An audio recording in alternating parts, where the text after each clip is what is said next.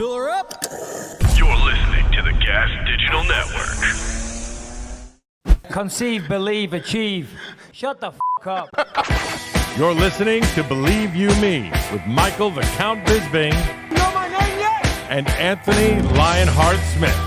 Ladies and gentlemen, welcome to the number one MMA podcast on goddamn planet Earth, the Believe You Me podcast. Today, we have a massive show planned for. We have Chito Vera joining, of course, fresh off that very impressive performance over Pedro Munoz at the weekend. We've got Kevin Holland. Sorry, I almost said Anthony Smith for some reason. Anthony's not here. He's on a plane to Singapore, but Kevin Holland will be. Of course, he will be fighting Jack Della Maddalena, and we will be joined also by Cody Garbrandt. He was meant to be on the card. Sadly, had to drop off because of an injury. And sadly, as I say, Anthony's not here, so you have got to deal with the one and only Mr. Herringbone himself, Mike Harrington. How are you, Mike? How you doing, buddy? I am absolutely incredible. This and Thursday show are going to be my only shows that I'm working on this week. I am taking my first vacation in a year. I am loving life, Mr. Bisping. You're on vacation with the family? Yeah. Alex and I came down to Hilton Head. Her parents came down. They're hanging out with my folks for the first time. We have four babysitters at all times on call for baby Aura Jane. So life is grand.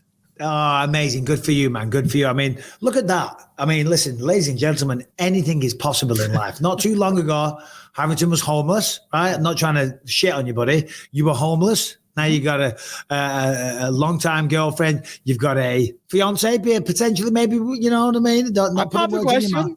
Oh, you pop the question? Are you getting married? Yeah. Next summer. Did we talk about that?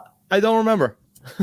Bro. Yeah, it happened at Skankfest last year. We talked about it. Okay. Oh, we talked about it. Well, my apologies. Congratulations to that. And now you're on a regular vacation, like a regular family man. I mean, life is good. Well done.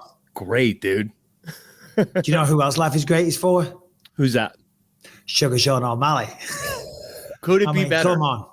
Come on. We're going to start with that. Chito's going to be joining us soon, so we're going to get through that. Didn't want to hit up Sean O'Malley this morning because his schedule will be insane. There'll be lots of stuff to do. Whenever you become a new champion, UFC have a ridiculous amount of PR and press and things like that. And I didn't want to add to it. But, I mean, listen, I thought Aljamain Sterling was going to go out there. I thought he was going to ragdoll him. I thought he was going to use the wrestling like he did against Henry Cejudo. Because he was so successful against Cejudo, I really didn't see Sean O'Malley being able to stop the fight from being taken down to the ground, right?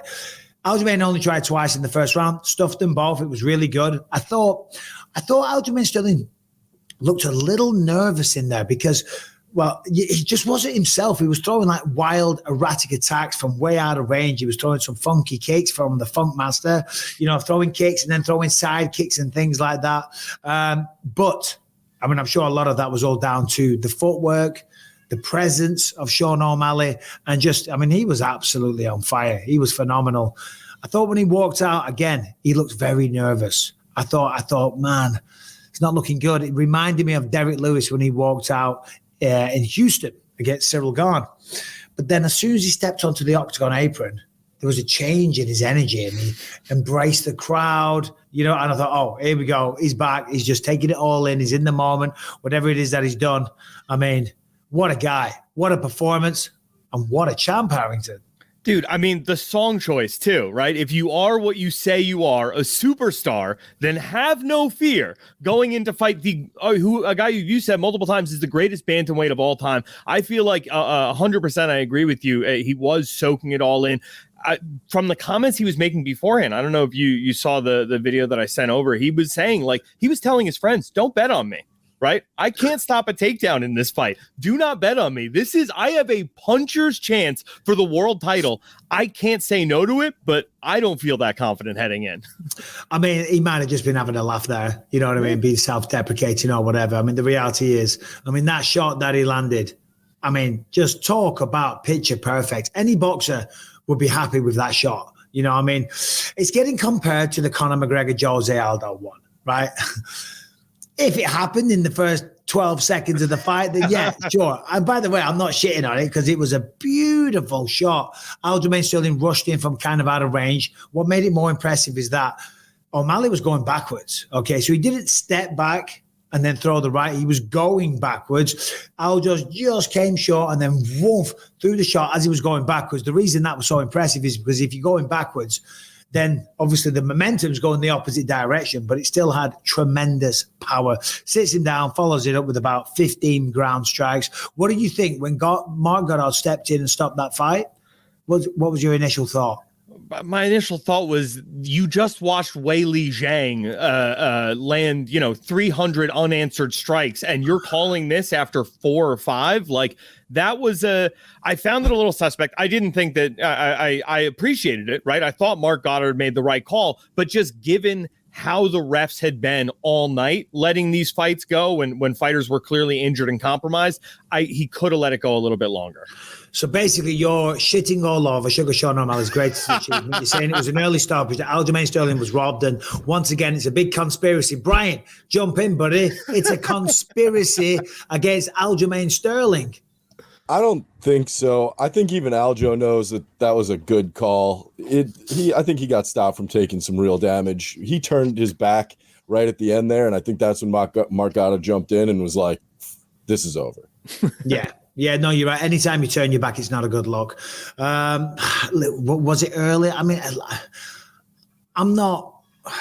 If somebody had that opinion, I wouldn't be crazy at them. I wouldn't think they were out of their mind. But he did get dropped. He did take a lot of shots. It is what it is. I don't think Aljo's even really complaining too much. I know he wants to fight him again. I know he wants to get back in there.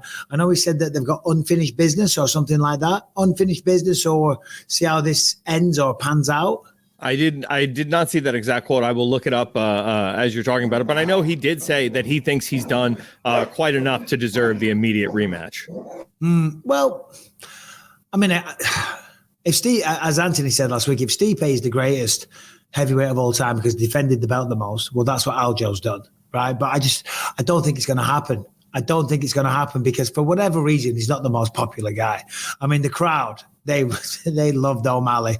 F you, Aljo, do. F you. I mean, they are sons of bitches. Aljo's a great guy. He's a nice guy. I mean, yeah, he plays the heel. He talks a lot of shit. But if you're going to get booed, then you might as well. But it's because of that. I don't know if he will get the immediate rematch. I think on merit alone, you're probably right. Probably does deserve it. But with Chito Vera being there, with Sugar Sean O'Malley being the massive star that he is and the star that he's going to be, I think, not that they're going to sidestep Aljo, but it's just popularity talks. And he's not that popular for whatever reason. He should be. He's criminally underrated. Chito Vera will be joining us shortly. And I'm looking forward to talking to him because I think on paper, well, not on paper, just by the general buzz, what O'Malley's saying, what Chito's saying, and because of O'Malley's record, that's going to be the next one. What do you reckon? Well, I thought about this earlier today for some reason. In our prediction show at the end of last year, I said the question was who's going to be bantamweight champion. I said I think it's going to be Sugar Sean, and in early 2024, Chito is going to challenge and take the belt. So just saying, Mystic Mike Harrington. You're just going to throw that out. I mean, humble as ever. Now hold on. Let me ask you this: last week, did you predict O'Malley then? I don't remember. I'll be honest with you. I might have said Aljo. So that's a no. Let's be honest. I know. I do think Chito's getting that shot, though. I mean, it's the built-in narrative. It makes the most sense. Chito coming off of a great win on the same card, so they're on the same track to be getting back into camp at the same time. And this is that one fight that, I mean, I feel like Sugar's had this in his pocket the whole time. At any point, he could have taken the Chito rematch. It's the fight people want to see most, and certainly the fight that makes the most sense for his first defense. Yeah, certainly makes sense. Of course it does. I mean, running it back with Aljo would be great. Corey Sandhagen's there. I know he's saying it's weak sauce, but he's injured. Henry Cejudo's probably licking his chops because, again, a fresh challenge. But yeah, with Chito's a big star. O'Malley's a big star. They've got history. He's the only person to beat him. It makes all the sense in the world. But I'll tell you what, O'Malley just gets better and better and better because, listen, the critics and even O'Malley himself, Aljamain Sterling himself was like, who have you beaten? Who have you beaten? And it was a fair point because when you look at the record, I mean, yeah, Piotr Jan, that was a solid win. But before that, who was it? No contest, Pedro Munoz, Julian Paiva, Chris Martinho, Thomas Almeida, Eddie Wineland. When you compare that to Aljamain Sterling, the people that he's been beating, we're talking about true legends, etc., it doesn't stack up. But to see the improvements that he's made and to see, because there's a lot of old pictures of O'Malley doing the rounds right now when he first signed with the Contender. And there was one that he's holding up like $50 where he shaved off his eyebrows. Have you seen that one? Oh, yeah. Yeah. To see the difference from then to now, the work he's been doing, the muscle that he's put on. I mean, he's a very lean guy, but he's seriously definitely carrying more muscle these days. It's unbelievable. And as we know, I mean, look, there we go. But we say it all the time. I mean, the man's a hard worker. He's an incredibly hard worker, incredibly humble. I mean, you see all these videos of him being a little bit goofy, smoking weed, hitting pads and things like that. But behind all of that, he's working his ass off day and night in the gym. And you got to respect that. And the proof is in the pudding. Well, I mean, the proof is in Aljamain Sterling, right? He knows better than anybody. This is a guy who's been in there with Corey Sandhagen, showed absolutely no hesitancy. Piotr Jan showed absolutely no hesitancy. Henry Cejudo, absolutely no hesitancy. There's something about the way Sean moves, the way he strikes, whatever his power may be, that had Aljamain, as you said earlier, a little bit tentative. So maybe it's something we can't see. Because we're not in there. We've never seen him as the guy standing across the cage from us. But the guys who have been in there will attest to the fact that, this is the best 135er on the planet right now. What was that question? He's holding the belt. I mean, Corey Sandhagen is going to be a very interesting one. Of course, Marlon Vera, if he gets that shot, has the victory over him. So going into that one, he will be confident. All right, today's show is sponsored by BetterHelp. And if you're looking for some kind of therapy done online, if you're thinking about starting therapy, then listen, you got to give BetterHelp a try. It's done all online, designed to be convenient, flexible, and suited to your schedule. All you do is fill out a brief questionnaire and you'll be matched with a licensed therapist. And if you want to switch, if you're not feeling the vibe, then you can change anytime for no additional charge. Listen, there's a bit of a stigma still to this day on dealing with your mental health. If there's something that's stopping you being the best version of yourself, you've got some kind of anxiety issue, addiction issue, anger issues, whatever it is, speaking to a professional is going to help. That is simple as that. It is a tried and tested formula. And of course, with BetterHelp, you're dealing with professionals. So whatever it is that you're dealing with, okay, help is available to you, okay? If it's relationships, decisions about your career or anything else, therapy helps you stay connected to what you really want while you navigate your life so you can move forward with confidence and excitement. Right, listen, you don't have to jump in the car, drive off to the other side of the town. You haven't got to pay for parking. You haven't got to have an awkward conversation with someone in the front desk, sit in a waiting room. As I say, it is all done via your phone, so it could not be any easier. And as we know, a problem shared is a problem halved. Speaking to a licensed professional therapist will 100% give you the help that you need and will ensure a healthier and happier life. So let therapy be your map with BetterHelp. Right now, visit BetterHelp.com/believe and you will get 10% off your first month. Listen, you're not going to regret this, okay? Take charge of your mental health today. Get the help that you need. Kick those bad habits, the addiction issues, whatever it may be. Be a better version. Go to betterhelp.com/believe. Get 10% off your first month. betterhelp.com/believe. But let's move on because we're going to talk more about the main event. I'll tell you what we're going to do. Obviously, I want to talk about the co-main event, but before Chito jumps on, let's just talk about Chris Weidman real quick, because that against Brad Tavares, that was hard to watch. Not that it wasn't an exciting fight. It was a very exciting fight. I was in Philadelphia doing a little appearance at a casino, and the atmosphere in there, everyone was loving it. I mean, it was a good old-fashioned scrap. But to see the damage to the leg after returning 2.5 years, 2.5 years away from the octagon, snapped his leg to come back and then be hopping around on one leg. And then now to hear that he's either torn his ACL or his MCL, I'm not sure which one it was. I saw a little video, him and Brad Tavares. He stood up out of his wheelchair for a picture. Nothing but respect between the two of them. Oh, here it is here. I mean, we've got to give it to Tavares because he looks really good. Oh, yeah. Hold on, here they are. Yeah, I mean, this is all, it's beautiful. It really is. There's no bad blood between these two, but that's really good sport of Weidman, obviously sitting in the chair, coming back from a loss. We know he said he felt disrespected because he was on the prelims, and he was going to go out there and prove the world wrong and get his respect back. Yeah, tough to watch for him. Tough to watch because when does he come back? If he needs surgery on a torn ACL or MCL, he's going to be out probably another year. And he's already 39 years old. I know at the post-fight press conference, Dana was like, "We love you, Chris, but please retire." And then Chris came out, gave a little statement. I saw it somewhere that he's not retiring. Says he's not done in this sport yet. What do you think about that? I think it's tough when, like, coming back, Brad Tavares is, that's the guy that Israel Adesanya had to go through to establish himself as a true contender. Not saying, not putting anything down on Brad Tavares, but if you're a guy like Chris Weidman, who's a former champion, and that's what it looks like when you go out there against Brad Tavares, I don't think you're ever going to compete for a title again. So it's up to Chris at that point. Do you want to come back? Do you want to spend the year rehabbing this injury and coming back for what would be, Robbie Lawler level retirement fight against somebody of that caliber? Because I think that championship window is firmly closed now. Well, it certainly looks like it. I mean, yeah, you haven't got to be a scientist to work that out. I just Googled Chris Weidman and MMA Mania. What a shitty website they are. They should be ashamed of themselves, because I wanted to get the exact quote about him saying, "I'm not done in this sport." So I Googled his name and it says, I thought it said delusional. Sorry, it says disillusioned. My bad. Talking But about anyway. delusionals, why you told me 12:30, right? I'm on time. Yeah. That's fine. Okay. You're here. The sun is shining. Ladies and gentlemen, returning to the BYM podcast once and for all, victorious once again, the one and only Marlon Chito Vera. What's up, Marlon? How are you, champ? Oh, good, man. Never mind that. How are you? Good, man. Just, getting home late last night. And, just went to bed right away. I was a little tired, a little hungover from Saturday night, but happy and healthy.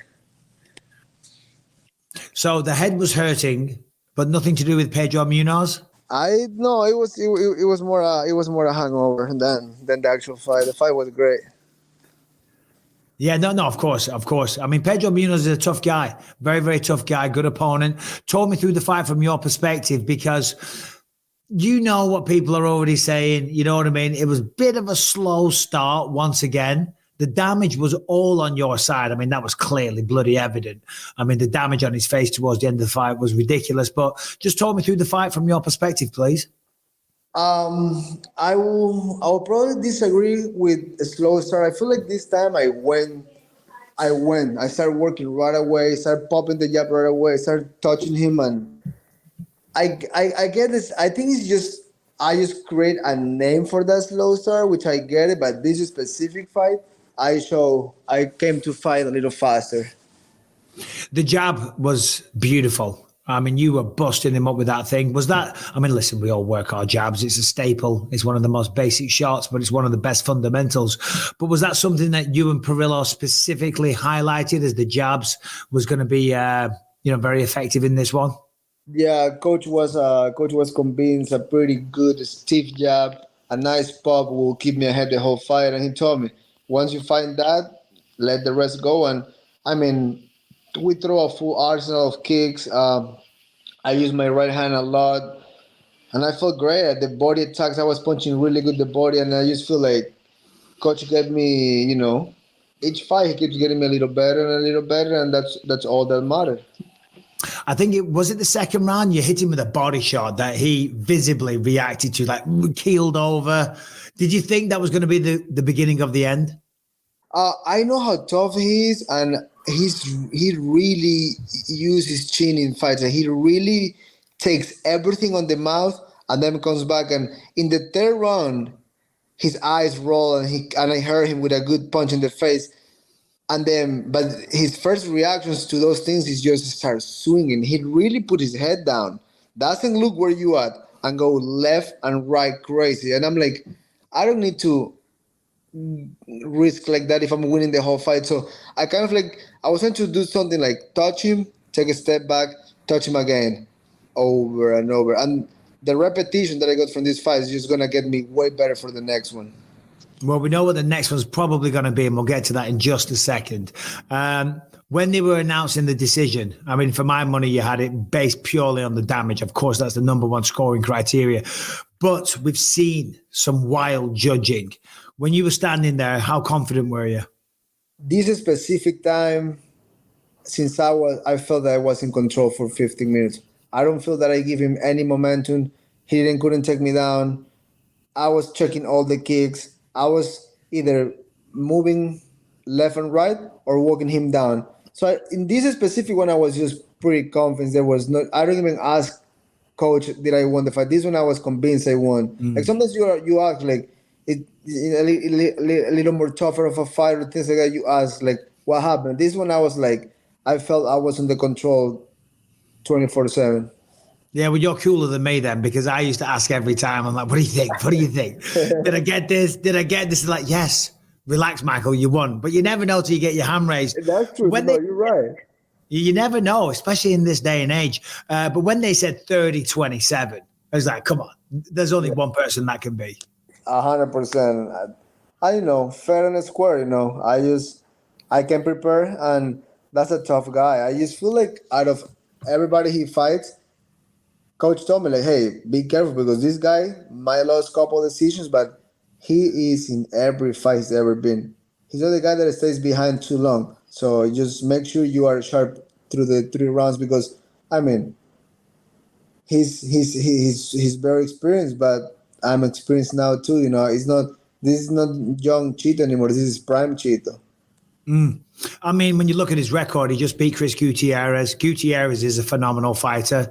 He was winning the fight with O'Malley, and the other people to beat him, we're talking Dominic Cruz, Jose Aldo, Aljamain Sterling. So nothing but the best. If you're not one of the legends or a former champion, he's probably going to get the win. So it was a very, very impressive win. Before we talk about O'Malley, talk me through the post-fight celebrations. I saw you with Ian Garry, right? Getting down. You were having fun in that locker room, brother. In that shower. Well, a little debatable. That's the problem with phone. Well, we were giving each other's back, which was, very manly to do. But, just getting a quick shower after the fight, I don't want to be stinking shit. So, and then, of course, Parillo decided to start filming. He's great with filming. So. So that was Parillo that filmed that. He filmed, and then I think Ian was the one that posted, but I was like, I don't even want to post that, but you can post it for sure. It doesn't bother me, but I don't think I will. Well, listen, I know how it is. You go out, you have a fight, you're looking ripped, you're in good shape. You know what I mean? You're like, I don't mind this. Post this motherfucker. I'm in the best shape of my life. Ian Garry since deleted it, though. Have you seen that? Oh, no, I know he deleted it. Because I told him, like, look, it doesn't bother me. I'm confident with my shit. I got a personality, but I wouldn't post it myself, and that's why he probably deleted it. He probably realized, like, fuck, this is not good to be posting, but you live and you learn. He's a little younger than me. Yeah. How is he? And you guys get along? He's a cool guy. Yeah, he's a very nice guy. When you're with him backstage and you're talking private, and we're not in the same class too, right? So he's a cool guy. Yeah. How was Boston? I've never been there. It's like it's a little smaller than New York, less busy, but similar infrastructure, crazy buildings. I like it. I love it. Like, good coffee around. I'm a sushi guy. Great sushi places out there, and it was good. I left the next day right away, so it's not like it really went. But what I walk around, it was pretty cool. Nice. Yeah, I got to go sometime. I love historic buildings. The architecture is meant to be very nice there. Anyway, enough of that. We're not here to talk about the architecture of Boston. Sugar Sean O'Malley. So you're backstage. You've had the win. Who did you think was going to win that going into the main event? I'm gonna keep it real. I won't change the script. I thought O'Malley had what he did, that one sip. He have that, and he will have that forever. But I thought Sterling would be a little more secure in the way that he was fighting. But since Sterling was very hyped during fight week, trying to prove a point, I think he consumed a lot of energy trying to prove a point instead of just winning the fight. And on a guy that fight like O'Malley, like he's like a one-punch guy, very, very, very sniper, you don't run to those guys. You got to be in front of those guys. You got to fight those guys. You got to walk them down, but you can run crazy. It happened to Aldo. It happened to Sterling. And if you really watch, like, Wonderboy did that to many people. When people rush people like this, like snipers, you can run to them. You have to fight them, and you gotta be secure. You can fight them. I feel Sterling he's a great fighter, great wrestler. He just don't have that base that he can like stand up and go punch for punch with everybody, and that was causing the fight. So good for me, I would say. I wouldn't even say good for O'Malley, good for me, because he's the one that was talking that if we both win, we're fighting for the belt. And I get it. Now that we both win, it's kind of like, yeah, maybe I want a box, maybe I want something else. I mean, when he talks so much about me, sometimes he have to retract himself, because we both fought Pedro Munoz. He couldn't do shit to Munoz. I kicked Munoz's ass. So it's kind of like, fuck. Is maybe this guy is that good? Because he was saying Munoz will beat me. I don't say anything about him. He's the one that is always promoting and talking about me. So he's the one that have the pressure. I already beat him. I don't give a fuck to beat him again. I want to be a world champion, so I fight him any day, but he's the one talking a lot. What did you think about the stoppage? Harrington, our producer, he thought it might have been a little bit early. I thought it was okay, but what did you think? It was okay. I mean, he's so accurate that he was landing almost every single punch in the ground, and there were heavy shots. And when Sterling went to his knees, he went a little too slow. I mean, you gotta either get a hold of a leg, make sure you pull guard, or get in the half guard. He was just kicking with the legs, but O'Malley's too long. You can use your legs. You gotta get a hold of them or get away. Start kicking the knees away. But he was hurt. I mean, he was running to that punch. I mean, so he was double force. He was a good snapping O'Malley, and then Sterling was just running. I mean, what are you afraid of? You're already in the cage. You're already gonna get a hit. Why you get so desperate to get a hold of the other person? That makes it so easy for the striker. The best takedown is the one that you don't see. You know, set him up, touch, move, change levels. He literally sprinted. I mean, that's the easy way to defend a takedown. Yeah, no, you bring up a good point, because I think what you're saying, and I think I agree with you, is that the striking intimidated Aljamain a little bit. That's why he was throwing a lot of kicks, because they're long range and you don't get in the boxing range. And he didn't want to use the hands to set up the takedown because he might get clipped. So that caused him to rush in. Interesting, yeah, no, and I agree. Obviously, you have a win over O'Malley. The only person, a first-round TKO. I don't need to tell you. I know you said this week he's got the hots for you, right? O'Malley's got the hots for you. Did I see you said O'Malley's got the hots for me or something like that? Yeah, he's in love with me. I mean, he can't stop talking about me. I mean, he talks to me about me weekly, monthly. I get it. He's a trash talker. He's a promoter. But holy shit! Every time I have a fight, I have an opinion. Every time I win, I have an opinion. Fuck, when I lose, he's so happy because it makes me go farther away from him. But then, I'm just a fighter, man. I'm living a good life. I'm happy with my life, so I don't give a fuck about that asshole. But if they call me, if I want to fight that asshole, I'm like, why not? Let's make some money. And I know, I'm confident on my shit. I really know I can kick his ass. So I don't need to prove a point. Well, yeah, because you've done it before. Now, let me ask you.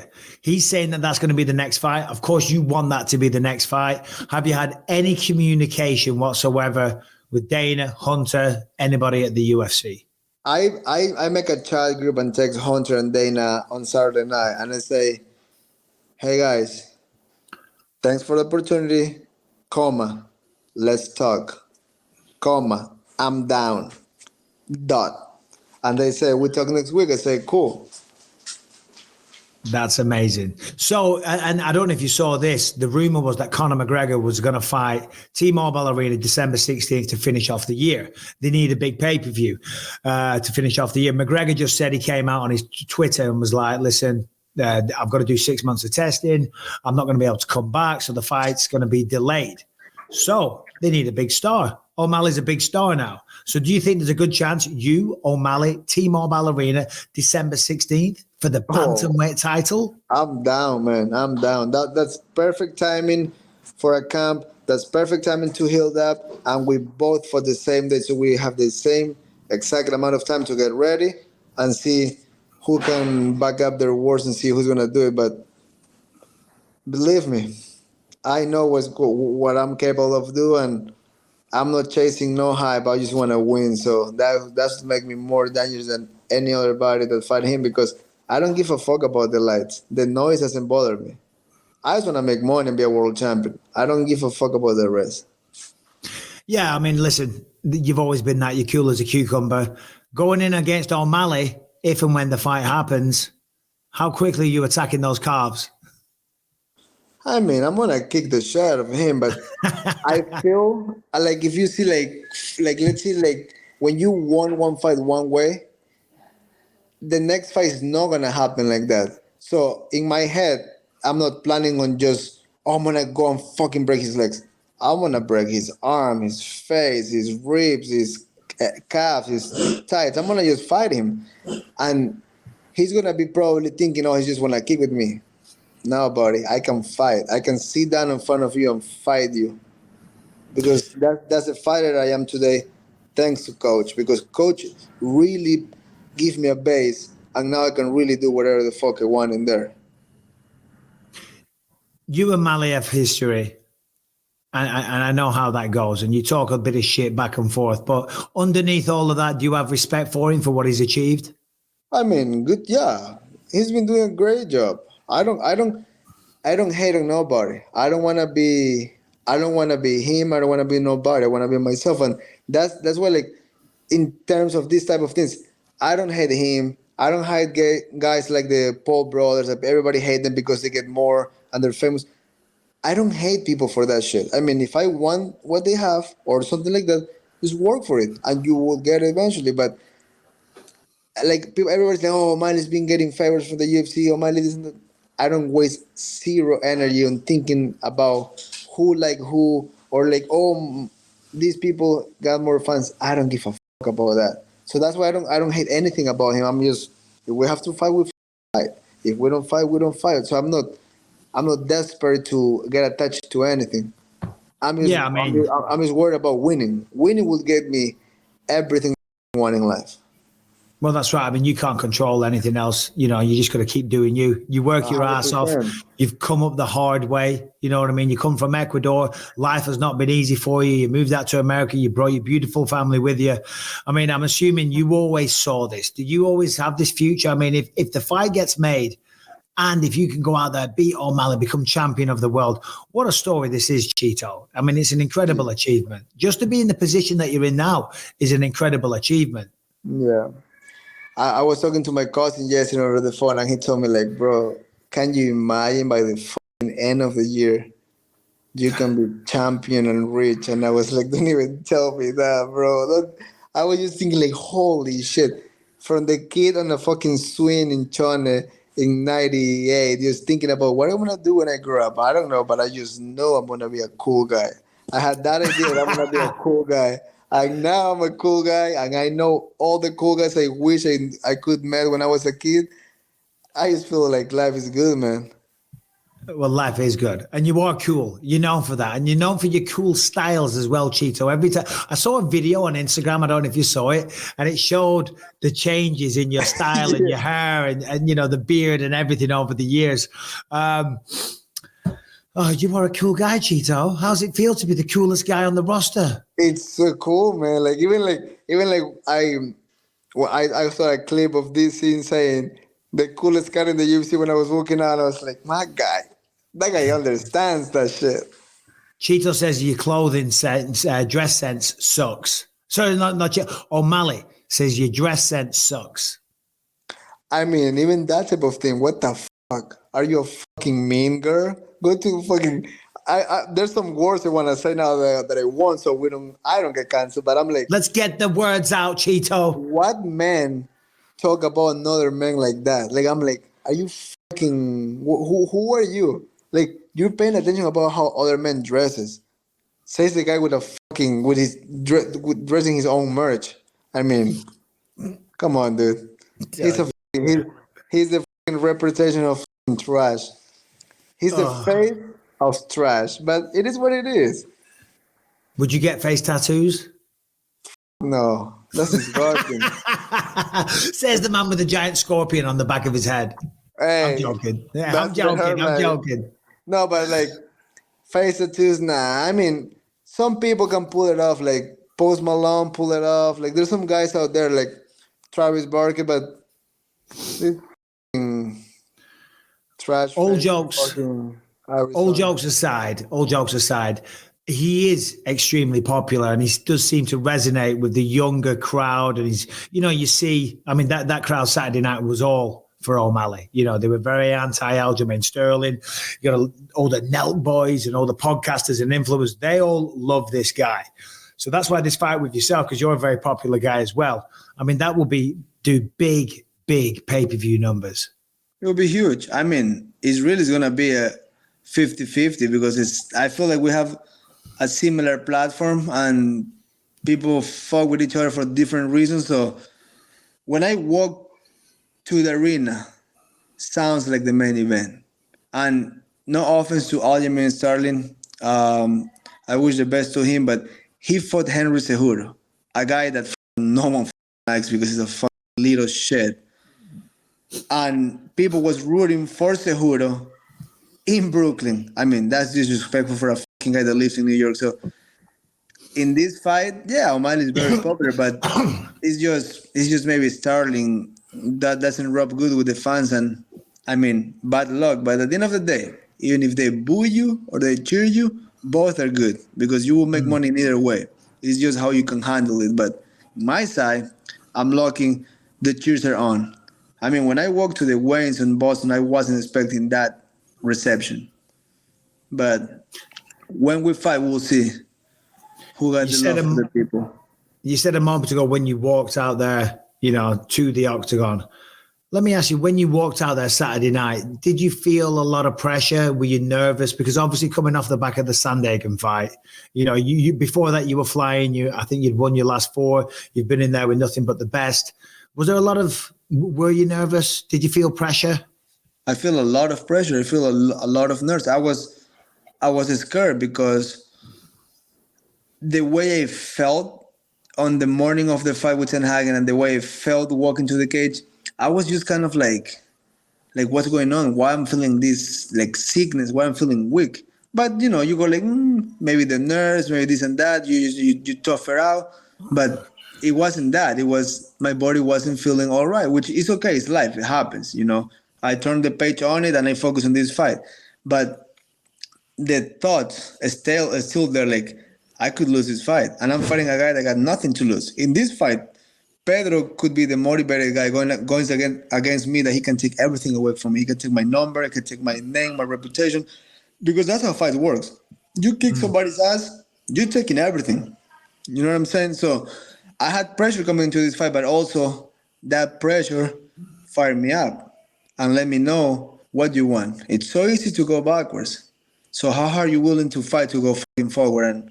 And I'm willing to go to hell to get my shit. And I'm glad those nerves were there. I'm glad that pressure was there. And I mean, me and Coach have a great conversation on Saturday morning and just, talking about perspective and things. And he knows how to get you right and just give you the right advice, not overdo it, and just, make sure he let you be you. And I felt great in there.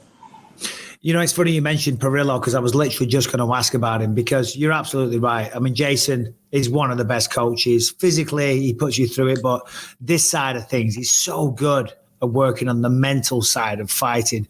What was his kind of assessment of the fight afterwards? What did he have to say? Because I know he has such a great way with words.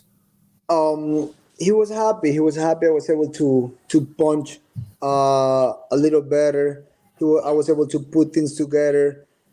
I was able to get my movement, keep my arms in front of me, and just seeing everything. There were times that I would be like maybe kind of not hands down because I want to, but I was on the middle of exchange and I would like just catch last second a big hook and he would be like, beautiful hand position. Now, touch and go. And then I was like, okay, next time I feel it, I go. And when I saw a couple highlights, I was like, fuck, I did fight a little better. Because you didn't realize when you're in there, but when I saw a highlight, I was like, wow, I was able to put numbers in a way better way. And once the fight's over and everything is over, he goes like, cool, take your time, rest up. But, we got to keep adding and keep plugging away. Yep. Okay. Well, we'll leave you on this. Now that you're probably going to be fighting for a belt, now that you're a legitimate big deal. I mean, the Chito Vera show, never mind the O'Malley show, the Chito Vera show is in town. I go to Singapore on Tuesday.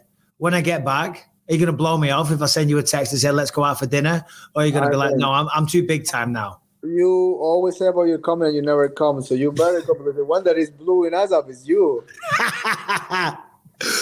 Oh dear, how's Jason doing? Because did you still train at Ruka? Because I know the gym itself is closing down, but I did see you were still kind of training in there some days. I from what I understand, until the end of this month, that's when it's gonna be over. So after that, we will figure it out what to do and where we go. Okay. All right. Well, listen, enjoy the victory, mate. I'll let you get back to your family. Thank you for taking the time, Chito. You're the man. I got a lot of love and respect for you. I really mean that. I'm so happy for you. I'm so proud for you. Enjoy the moment. Fingers crossed you get that title fight. We'll see you soon. Sushi on me when I get back. Let's do it. Thank you, my brother. Appreciate you. And my man, take care. Congrats to you and all the family. Thank you, bro. Appreciate you. My man, take care.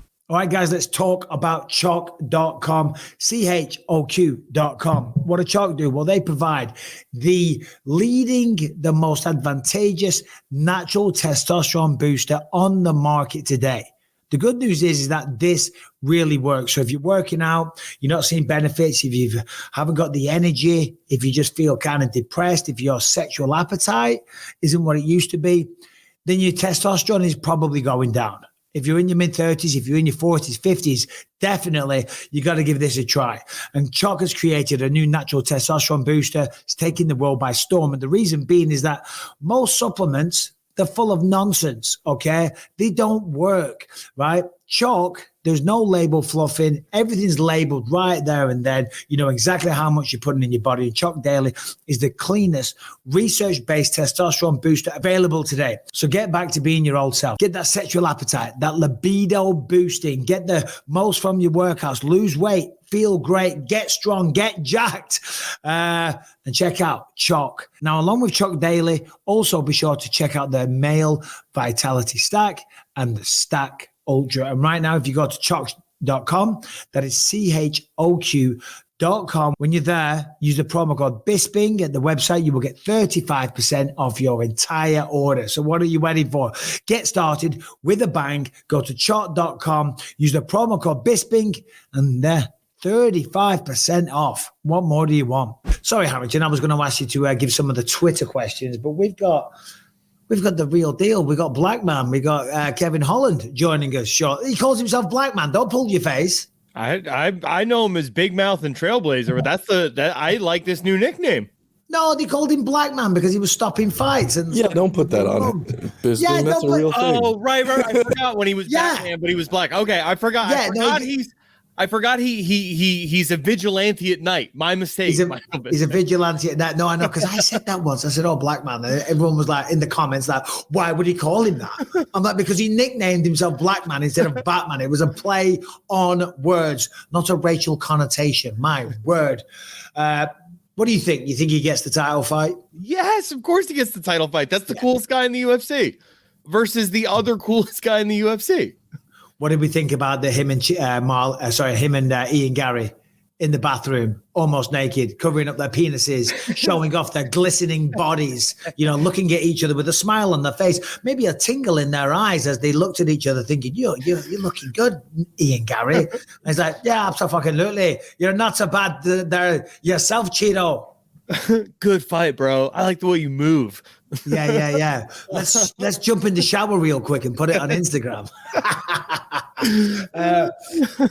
We got 7 minutes. Let's talk about Zhang Weili. I don't want to cut her short because, I mean, she deserves a full 30-minute segment. Let's be honest. But against Amanda Lemos. Go on. I'll tell you right now, the ref didn't want to stop her short. They wanted to see her inflict damage for all 25 minutes. See, Brian, if you can see how many shots landed, because Lemos beat the shit out of her from pillar to post over 5 rounds. Do you know it? I'm going to go off the top of my head. I'm going to say it was 293 to 27. Let me double check those numbers, but I'm pretty sure I'm right about that. He's already looked it up. I mean, listen, granted, Lemos had that Dorsey attempt. I think that was in round 1, right? And everyone kind of was like, whoa, oh my God, is she going to catch her? But then that was it. That was pretty much it. I mean, don't get me wrong, round 4, she came back. She had a decent showing in round 4, and that was mainly because I think Zhang kind of just stepped off the pace a little bit. But other than that, I mean, she just gets better every time out. Zhang Weili, I mean, the wrestling was phenomenal. You know, the authority of those takedowns, the way she would slam her down to the octagon, the ground and pound, the non-stop onslaught. I mean, the punishment that she was dishing out. Listen, Lemos is tough as hell. Sadly, that doesn't win you the biggest fights in the UFC. But yeah, Zhang Weili, man. I don't think anyone's going to beat her anytime soon. I know we talked about Tatiana Suarez being a 2-weight division champion, but with the physicality of her and as good as her wrestling looked on Saturday night, that's an interesting fight. Yeah, I mean, to go from a place where Rose Namajunas is able to just grind you out and take away your title that first time to where she was on the gas pedal with the wrestling full force, it'll be interesting to see her continue to develop that toolkit, especially against somebody like Tatiana, you know, who is going to be coming with that extreme wrestling attack. Zhang, Brian just put it in here. Zhang landed 296 strikes to just 29 from Amanda Lemos. I mean, unbelievable. And she's so charismatic as well. You know what I mean? Because when she talks with the broken English, it's so cute. Do you know what I mean? My name is Zhang Weili. Remember me? And even at the press conference, the weigh-ins and everything, she milked the crowd. She took advantage of the moment. She's such a bright star and such an incredible fighter as well. I mean, I love everything about it. And the funny thing is, like, you know, you see her at the weigh-ins and she's putting on a little bit of a show and she's got a big smile and she's such a sweetheart of a person. But then she walks out to the octagon and she looks like a killer. You know what I mean? She looks like, I was like, you could put her, you know, the first Alien movie, who was it? Was it Sigourney Weaver? Sigourney Weaver, yeah. Yeah, you can just throw Zhang Weili in that one. Do you know what I mean? She looked hard as nails. Somebody you would not mess with. I'd watch her in the Meg 3. That'd be pretty sick. I haven't seen Meg 1 or 2. Oh man, they're great. If you're into sea life at all, you love those movies. They're so fun. Go on. I was gonna say, did you see her call out at the post fight, the press conference? They said, who do you want to fight? She said, I don't know. Sean O'Malley seems like a big deal right now. I'll go fight him. Oh, that's brilliant. No, I was in Philadelphia at the live casino, so thank you for having me. So, you know, it was hard to pay complete attention to the fight. You're just getting mauled and pulled in directions and, you know, just you know, having fun, shall we say. Yeah, no, she's incredible. She really is. Lemos, she's tough. She knew this was probably her one and only shot at the belt, being, 36 years old, I think. You know, so unlucky for her. But Zhang Weili, Tatiana Suarez, I would think that's going to be the next fight, right? It kind of has to be. I don't think can't see who else there would be. Can you think of anyone? So she said at post-fight, she said she'd be interested in Tatiana Suarez, but she also said she'd be interested in Yan Xiaonan if they could do it on Chinese soil. Yeah, I mean, that would be huge. That'd be huge, but they ain't going to do a pay-per-view on Chinese soil. I don't know saying that. I mean, they did one in Singapore last year, so they might do, and especially if it's an old Chinese affair, you know. So, but yeah, Tatiana Suarez, one would imagine, but my word, Zhang Weili. It's crazy to think that Rose Namajunas dropped her with one head kick, you know, and then they had that back and forth fight at Madison Square Garden. Very, very entertaining fight. And now Rose Namajunas is fighting next weekend in Singapore at 125 pounds. I mean, I don't understand that, if I'm honest. Rose Namajunas doing that, they kind of blew my mind. You know what I mean? How do you feel about that? Well, I mean, I guess, you know, like, what are you going to do? She's already fought Zhang twice, right? And beaten her both times. So, you know, like, does anybody really want to see a third one of those? She's lost the car. Well, yeah, because she beat Zhang twice and Zhang's the champion. So Zhang should want to fight her again. You know, I mean, she's fighting Manon Fiorot, and I know I'm doing my ADD and I'm all over the place here. But she's fighting Manon Fiorot in Singapore at 125. Manon Fiorot is a ridiculously good fighter. The kickboxing skills, the striking she has is phenomenal. That's a tough fight for Rose. You know what I mean? And I think Rose, given the star power, given the resume, the people that she's beaten, and not to mention Zhang twice, another win or two, she probably gets another shot.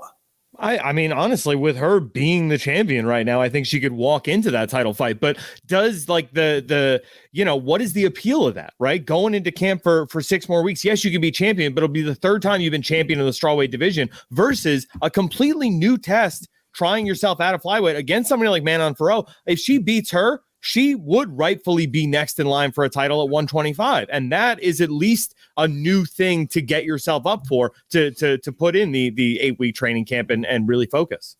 Yeah, no, I totally agree. I mean, listen, let's just take a moment to appreciate it. I'm just looking here, seeing if there's any quotes or anything like that that's came out regarding her, but it doesn't seem to be.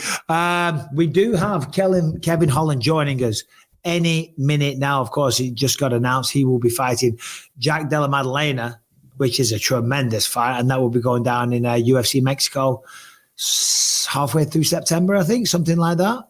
Yeah, I think it's the 2nd weekend of September, so that would be the 13th or something like that. But yeah, it's the Mexican Independence Day card, UFC or Noche UFC, I believe. I'm pretty hyped for it. That's gonna be fun. What does Noche mean? No clue. Noche.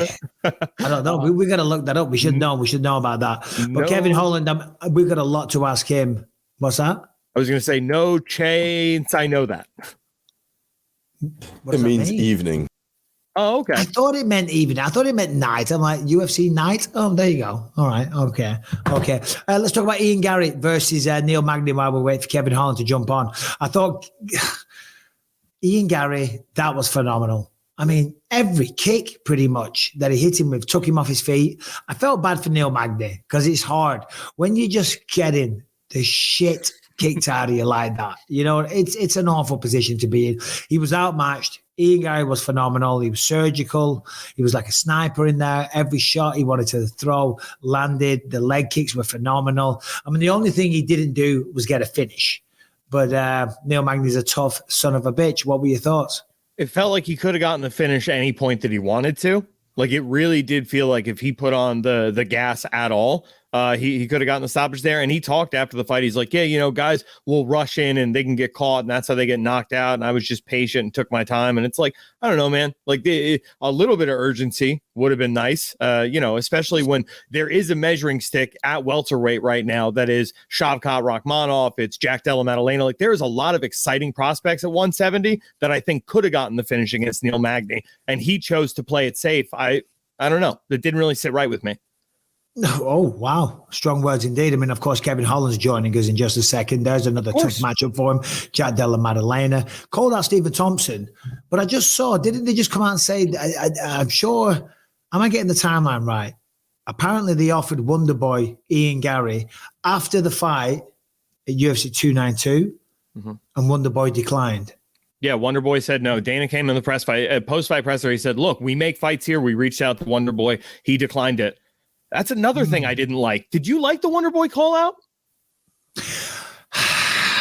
I wasn't blown away by it. And it's like I'm trying to shit on Ian Garry here. I'm not. I thought, listen, you can't hold it against a guy for not getting a finish, okay? Yeah, you want to get finishes. You want to have those, what do they call them? Those viral moments. You know, you want to get the knockout, the head kicks. He's always trying to get a finish. You know what I mean? Neil Magny's tough as hell. Simple as that. But yeah, Wonder Boy, I understand it would be a fun matchup. I would love to see that. It'd be great. We know how good Wonder Boy is. We know stylistically they would match up and make for a very, very exciting fight. But what is Wonder Boy ranked? He's not knocking on title fights anytime soon. I think Neil Magny now, that'll be 6 in a row that he's won in the UFC. Perfect so far. Undefeated as well. I think he's 13-0 now. You know, I don't know. I get what you're saying. I mean, the man's pushing 40. You know, he's an incredible fighter. He's a household name. So maybe it's smart. Maybe it's smart in that regard. Maybe he sees that he can pick on a guy that's maybe, towards the tail end of his career and get a victory. Then it's 7-0. I mean, to be honest, he's not going to call out Shavkat because he trains with him. He's not going to call out Gilbert Burns because he trains with him as well. I mean, who else does that leave? All right, that's fair. I didn't know he trained. I knew he trained with Burns. I did not know that he trained with Shavkat. So yeah, Shavkat's down there as well. I'm just looking at the rankings here because, as I say, you can't shit on him for that. But I do understand it. Kamaru, I mean, that would have been a good call out. Colby is probably fighting Leon. Bilal, Shavkat, Stephen Thompson, Jeff Neal. That would have been the one that I want to see. But never mind that. Harrington, get off the screen because we are now joined by the one and only Kevin Holland. Oh, we were. He's gone. He had enough of me. That was a short interview. I think I didn't leave quick enough. I'm sorry about that, Mike. You scared him off already. Yeah. Maybe he's got a phone call, something like that. All right, guys, I want to tell you about Kachava, which is one of our newest sponsors. And I am telling you, this supplement, this super blend of superfoods and greens and proteins and everything that you need for your body is amazing. Listen, long gone are the days now where you have to go in and you got to have a protein powder, you got to have your super greens, you got to have your probiotics, your adaptogens, your antioxidants. Kachava has blended it all together in one. It gives you everything that your body craves and you will feel your absolute best. And the good thing is they are delicious. They are absolutely beautiful. It's creamy, smooth, and it comes in 5 delicious flavors. They've got the chocolate, the vanilla, the chai, the matcha, and the coconut acai. Listen, as I said, before you had to have your protein. Well, this has 25 grams of plant protein per serving. And as I said, it's got the superfoods, it's got the greens, the proteins, the antioxidants, the adaptogens, and the probiotics. And let me tell you, you feel fantastic after this. I'm really noticing a difference in my recovery from lifting weights. It's really helping with the protein synthesis. You feel great afterwards. You are energized throughout the day. I'm going to the bathroom nice and regularly, and it looks good when it's coming out. Anyway, moving on from that because it's disgusting, but this stuff is fantastic. Get it all in one. Get all the goodness and all the vitamins, minerals, proteins that your body needs in one little scoop of Kachava, and you can get 10% off for a limited time. So right now, go to kachava.com, Kachava, kachava.com/believe. You'll get 10% off your first order. Kachava.com/believe. Do have a look on Twitter, Harrington, and see what questions we've got for our friend Kevin Holland. I'm sure he's going to jump on in just a second, and we'll start with that. I'd be very interested to know his thoughts on Saturday night. And it was funny because he and Garry kind of doubled down, didn't he, on the child beating storyline, shall we say? What did you think of that? I mean, I kind of liked it. I liked him throwing up the bird while he walked away from him. Like this isn't over. We're not cool. I like that. Yeah. Well, there we go. What's up, Kevin? What's going on, brother? I had to find a way to make that thing work. I'm not electronic savvy at all. Oh, that's me and you both, buddy. Anytime I do a live on YouTube, people love it because I just look like an absolute idiot. Where in the world are you right now? I'm in Texas. I just got down to the landlord spot, dropping off some bread for some of the houses. So, yeah. Nice, good man. We were just talking about Ian Garry fighting Neil Magny at the weekend. What were your thoughts on that performance? Obviously, he's doing big things. He's got a big mouth like yourself, likes to talk shit, likes to stir the pot. Got another win. What did you think? Yeah, dude, looked really good. Neil Magny's a very good savage, not savage, but he's a very good, crafty individual. He's been in there for a long time. So for Ian to go out there and look as dominant as he did, especially last second change an opponent. Neil likes to grapple. He was able to shut down the grappling exchanges. So I think he answered a lot of questions, looked really good. UFC says they have the blueprint for these guys to be something special when they have the Irish accent. So I think he's on his way, bro. I think it's going to be wonderful. Yeah. Is that somebody, obviously you've got a big fight with Jack Della Maddalena, and we'll talk about that in just a second.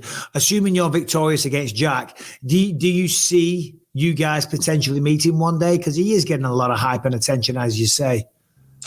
They have a blueprint for guys like that, and I don't think I fit the blueprint. So, yeah. Older guys, not in their prime, no knockout power, no door submissions. Is that what you're saying? Just I don't think I fit the bill when it comes to what Ian Garry has planned. And, props to the guy. I mean, nothing but respect. The dude's 25, and he takes his career very, very serious. When I was 25 years old, I really didn't give two shits about the career. So, props to that guy. When I was 25, I wanted to make it, but really didn't care if I did.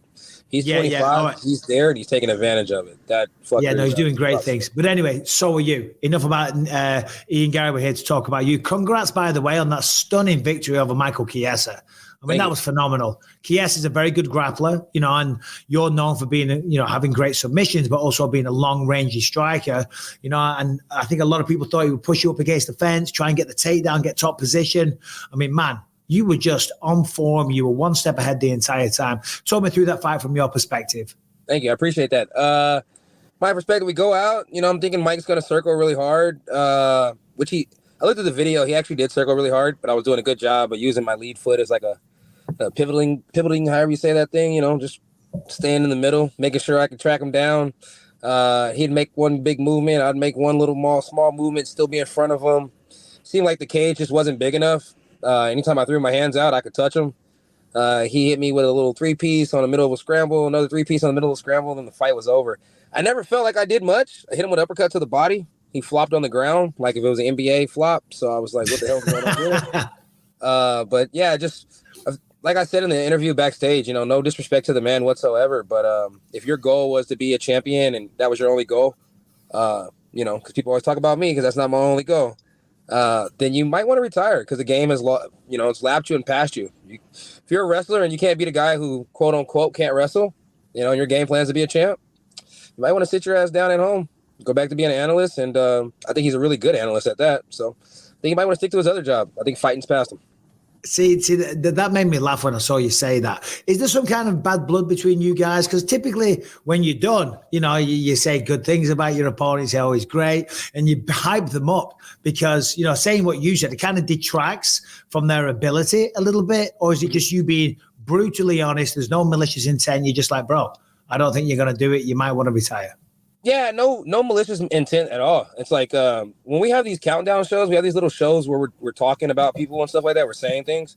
By the way, on that Michael Chiesa one, they brought back some old footage of me. I didn't say some of those things, but it's like he makes mentions of how I act and stuff like that. So it's like if we're being honest about each other, I'm being honest about him. He was being honest about me. My honest opinion is it's time to hang him up, brother. You've been gone for a little while, and these new young bloods gonna come around. If that was Ian Garry in there with him, his leg would have been beat to shit for 3 rounds. Ian Garry doesn't look to finish you. He looks to beat you up for 3 rounds. It would have been a very painful night for that guy.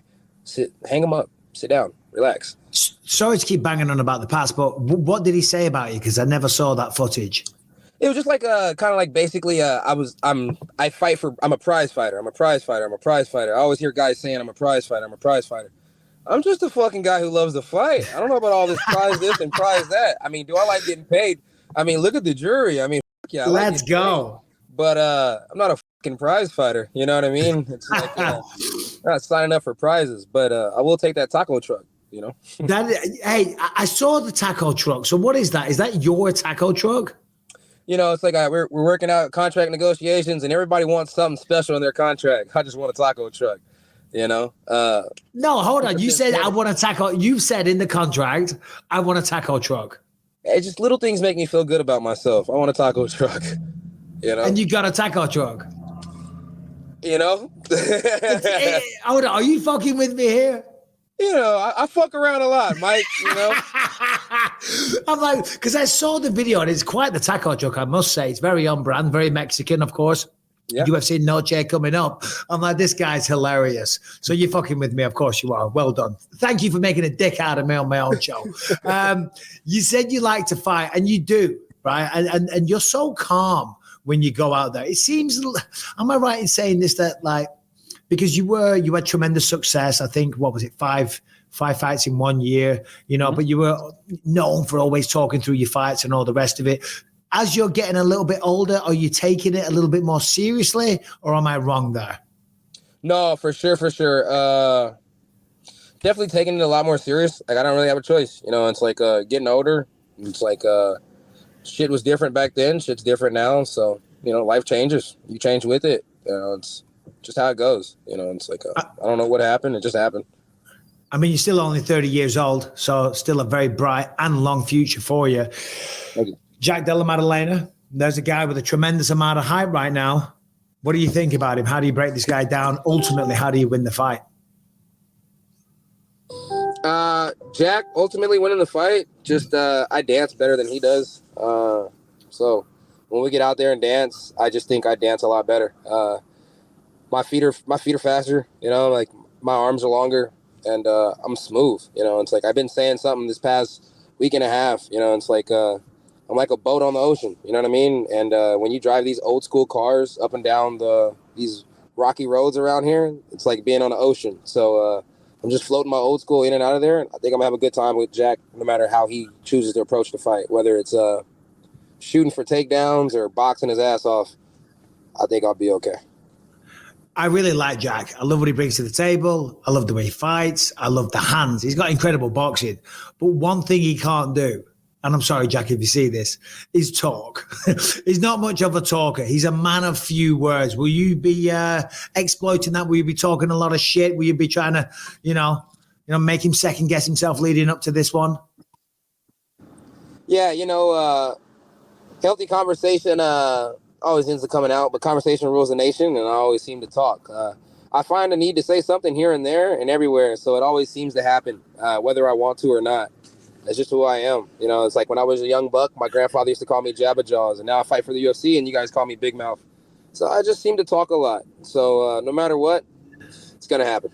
It's like, and if Jack chooses not to talk back, I'll probably get a little frustrated because I like to have a good conversation. And people love it as well. There's something, I don't know what it is, when you see two fighters and they're fighting, but they're talking to each other as well. The fans love it. The commentators go crazy.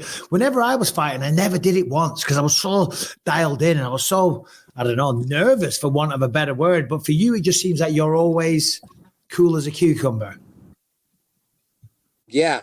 I really enjoy fighting. It's like, as you guys know, it's like it's on paper. I've been in shootouts and stuff like that before. Well, shootout before. It's like if it's not that, or if it's not something really, really crazy, it's like my adrenaline doesn't get to kick in like that. So it's kind of like don't even know what's going down.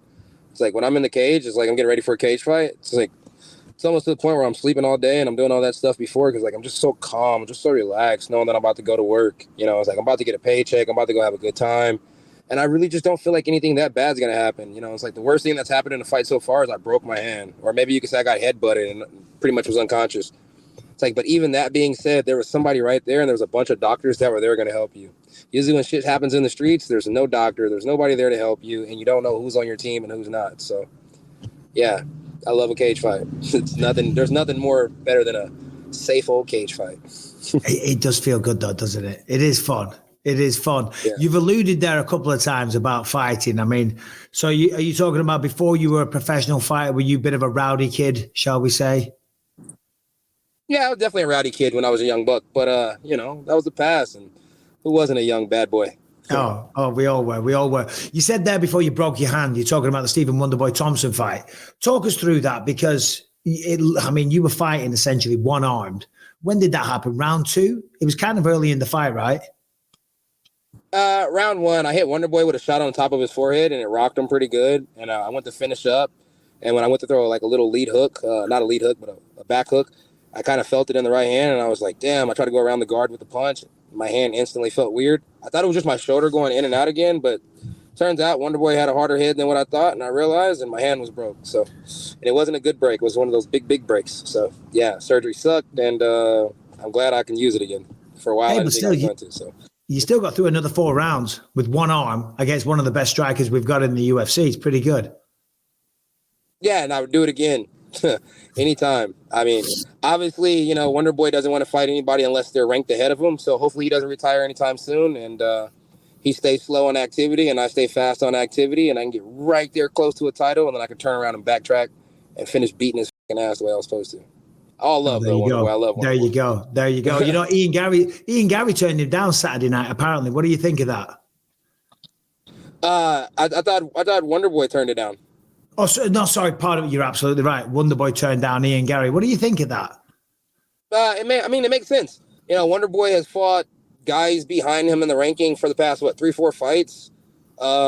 He wants something above him. I think he was trying to fight Usman. Him and Usman had agreed to fight. I seen that somewhere on Instagram. So it's like, if he has the opportunity to fight Kamaru Usman, why wouldn't he fight the ex-champ? Why wouldn't he once again show that he has everything that it takes to fight the champ and actually get the fucking belt. It's like Wonder Boy's been around for a long time. Like I said, maybe if he takes a loss to Usman and he needs a young blood like that to get back on top, he'll take that fight. But right now, he's beat a lot of young bloods, me being included in that. So he feels like he has the right to fight, somebody ranked above him.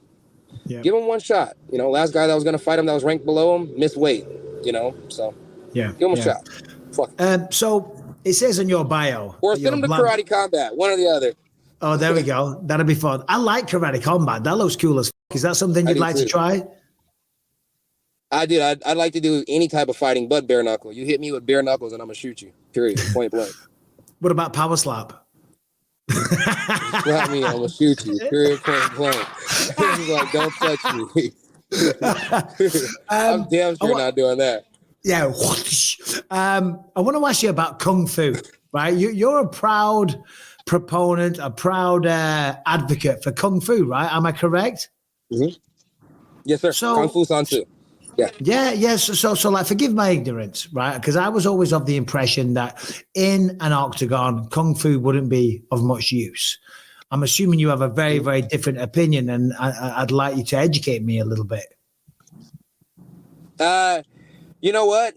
They say Kung Fu was more of a circular motion, and then they said karate was more of a straight line motion. To be honest with you, striking. But the art that I started off in was Kung Fu. So it's like, I understand what bunkai means, but I've never been the best at breaking down bunkai for things besides a striking move or a fight move. So if it's not a fight move and it's some real definition behind history and stuff, I'm not the best person to tell you. Okay. But as far as I was concerned, everybody was Kung Fu fighting, and I'll whoop a motherfucker's ass. That's all you gotta say. That's all you gotta say. Kung Fu fighting, right? Harrington, we've been to Twitter. We've got a few questions for you. Harrington, please pick the good ones. Don't embarrass us here. And again, Kevin, while we wait for Harrington to join us, thank you very much for your time. Is he even here? Thank you, brother. I appreciate it. No, Brian, Harrington, there's two guys behind the scenes here. They're really dropping the fucking ball. Boys. So sorry about that. Look at the panic on his face. Look at the panic on his face now. My God. Absolutely terrified. I just kept the superhero waiting, so I'm very sorry about that. So here's the question. Did they have anyone else in mind other than JDM for September 16th? And why did they do that date instead of the Sydney card? And that is from Alan Cozart. The Sydney card, to be honest with you, they said something to me about the Sydney card. As soon as I got done fighting, what was the last guy's name? Chiesa. As soon as I got done fighting Chiesa, they offered me something about the Australia card, and I kind of made it known that I really wasn't trying to do that right away. So I think they still wanted to book Jack. They were looking for other people to fight Jack. I think a couple people turned it down. They asked me if I'd be down to fight Jack. I told them, I already told you, yeah, baby. So they're bringing Jack to Mexico. I originally opted up not to Mexico, to Vegas for, International Hispanic Weekend, and my people, and, it's like I originally wanted to fight on that day when I seen that Kelvin Gastelum had fell out, my Hispanic brother, Kelvin, and I'm Hispanic brother, Kevin. So I wanted to step in and fight that one against Shavkat. I thought it made sense. Plus, we've been wrestling a lot lately anyways. I was like, fuck, I'm already in wrestling zone. Let's just get another grappler. That didn't plan out. My manager didn't tell me whether I was fighting Shavkat or JDM, so I just kept training. And they said I was getting JDM the same day I was doing a boxing sparring match. So worked out smooth. It's like everything worked out. Was a little part of that you didn't want to do that flight to Sydney and go into Vegas? Obviously, it's way more convenient. Taxes. It's all about taxes, bro. At the end of the day, I'm a businessman. I got to take care of my business. I got to take care of, my family. And, taking care of the family, means not paying too much money in taxes at the end of the year. I pay America well. It's kind of hard to pay anywhere else when it's already so much, so. Yeah. And they bite you in the ass as well. For fighters that don't know, or people that don't know, anytime you fight abroad, you pay the tax. And then for some reason, you get another bill, like a couple of years later, where they figured out another way to fuck you up the ass. And then you get home and you got to pay taxes at home as well. Oh no, I know. I mean, to be fair, they do have what is it called? An agreement where whatever taxes you pay in Australia will come off your taxes here. But every time, I always get a little shock surprise. Like a couple of years later, there's another X amount owed. Harrington, what else we got, bud? So Scott McCoy wants to know, you're taking this fight with JDM at 170. Is 185 still in the future for you? And what was the thing that drove you to say that?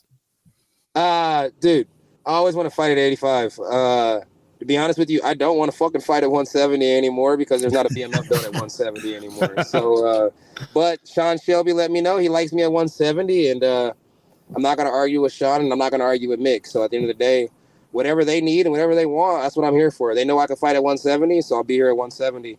If somebody ever falls out, catch a cramp, you know what I'm saying, vaginal muscles start to tear and some shit like that, and they need me at 85, I'm in there like swimwear, and I don't care who it is at 85.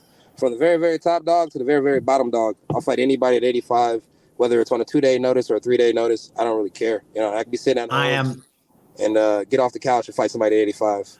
They're all I'm in there like swimwear. I like that. That's good. That's good. I don't know what it means, but still, how hard is that weight? When you get out of the pool and you got some swimwear on, they're all up your ass, they're all on your knees. You know what I mean? I get it. That's it. How hard is that weight cut to 170? Does it suck? I mean, is it just awful or is it not too bad?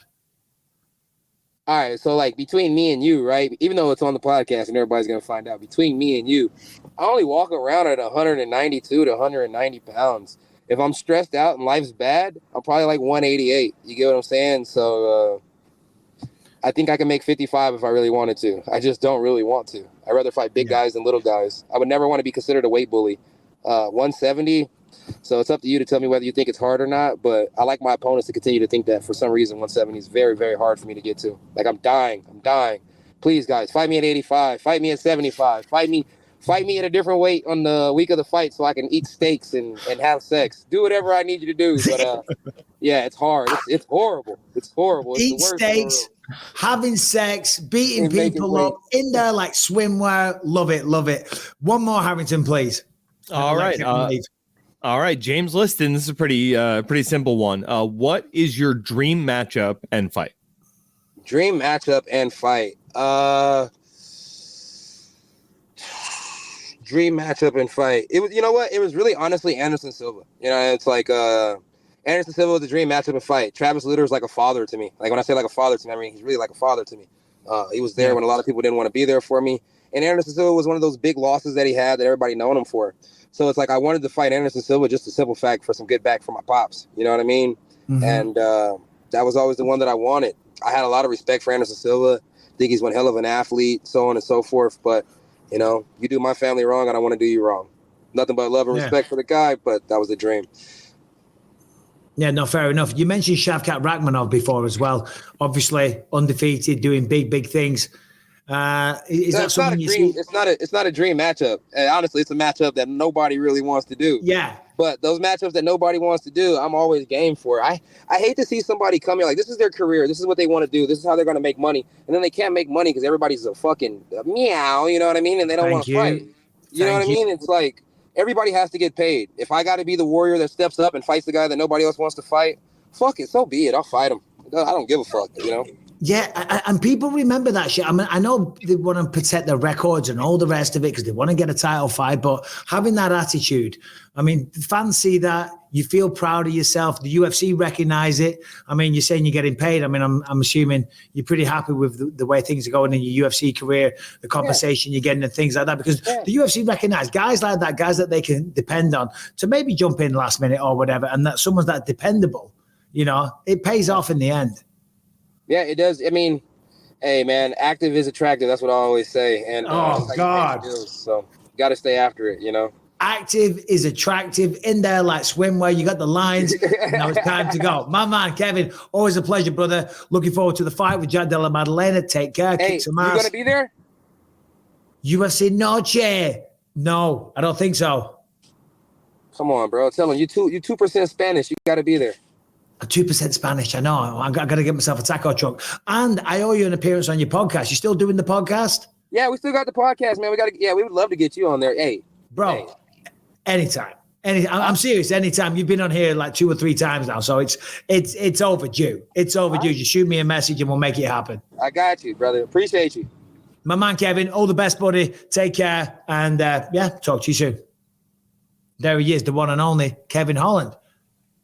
Always on good form. In there like swimwear, active, is attractive. I think he had a couple more as well. I mean, there's too many to count. My my Mexican brother Kelvin. I'm the Mexican I'm brother 2% Kevin. Spanish. I'm 2% Spanish. Apparently, because my wife did one of those 23andMe things recently. I'm part Jewish. Ashkenazi? Only ish, Jewish. But no, I have yet came back. Rebecca, are you there? I think she just walked in from getting her hair done. Yeah, came back. I mean, I know what I am. I didn't want to do one of them for a long, long time. Mm-hmm. I really pushed back against it. I said, I don't want to do one. So I know I'm Polish. It'll be Eastern European. You know what I mean? She came back, you're Serbian Jew, Michael. You've been lied to this whole time. I'm like, listen, I've been... Who was that guy? Was it the Golden Gate Killer? The San Francisco Golden Gate Killer? Did you see that? Uh-huh. He was raping and murdering people, and they caught him because of a 23andMe. Did you know that? Yeah, I think it was his daughter or something like that did one, and it linked with DNA from like the 70s. I'm like, babe, don't do it. Don't do it.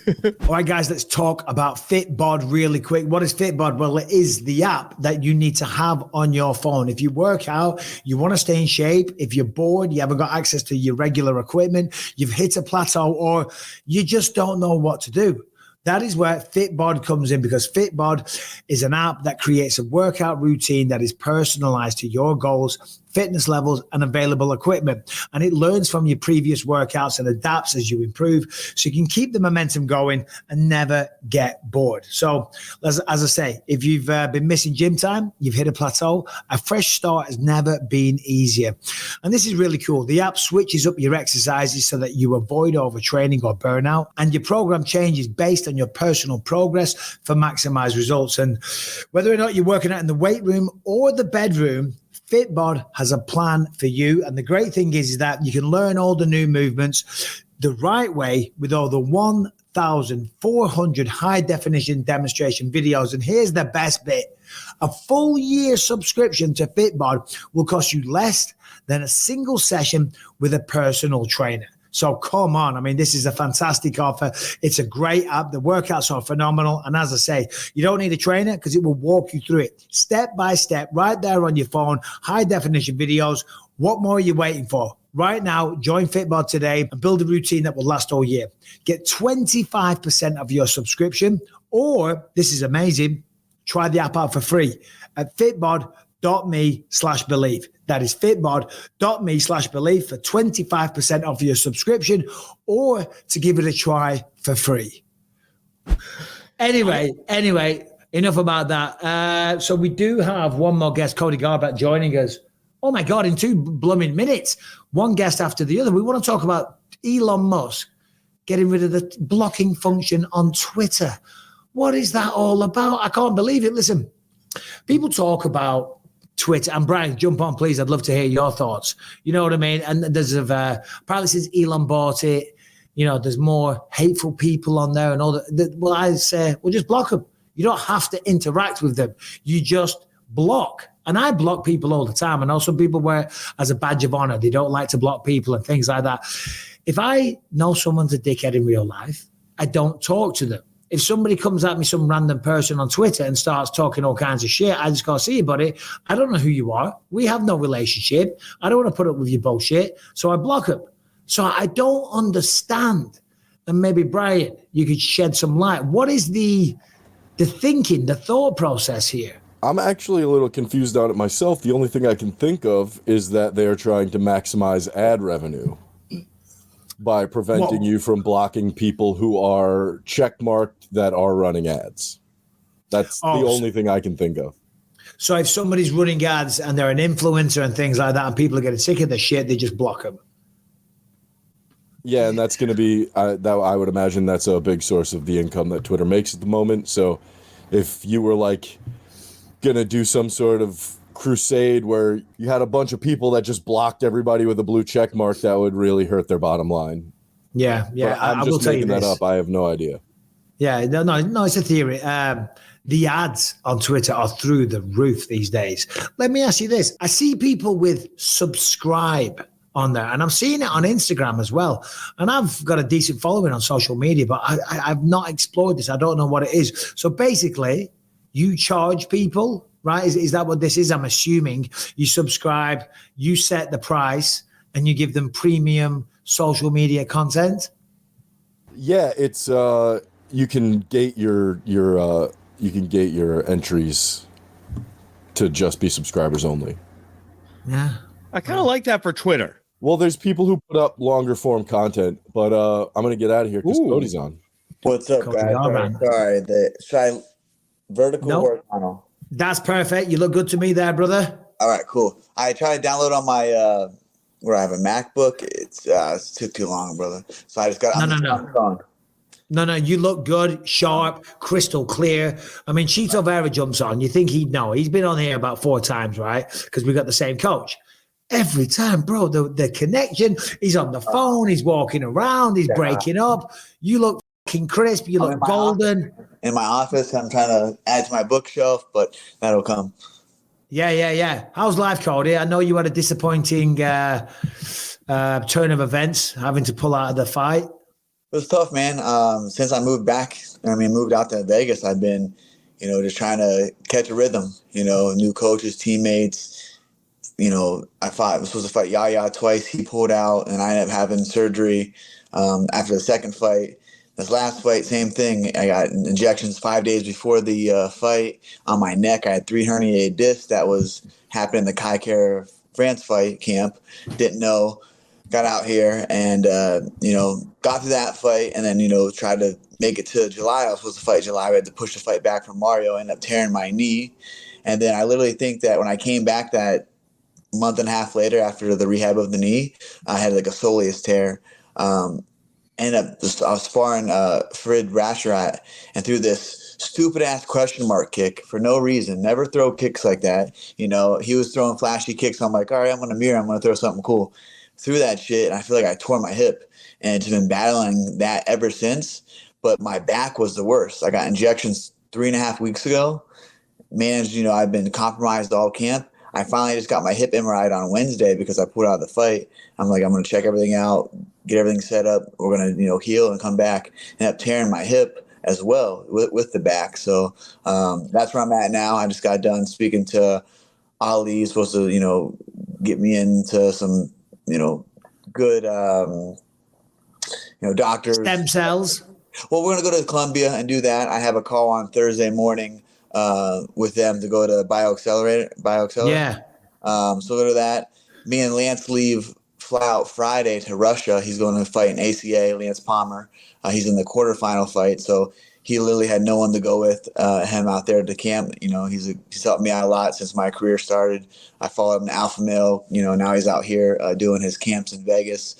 So we leave to Russia to go. He fights September 2nd. So going to go out there and, help him out, corner him. Hopefully gets the big win. He's looking good. So, and after that, it's back to, the docks and seeing what we can do to get back in there. So like I said, life's on that, I guess a career standpoint is, it's in limbo because, the injuries, the setbacks. But, that's how we deal with it. We just bounce back and do what we can. But other than that, man, my life's good. My son started kindergarten. This is his 3rd week.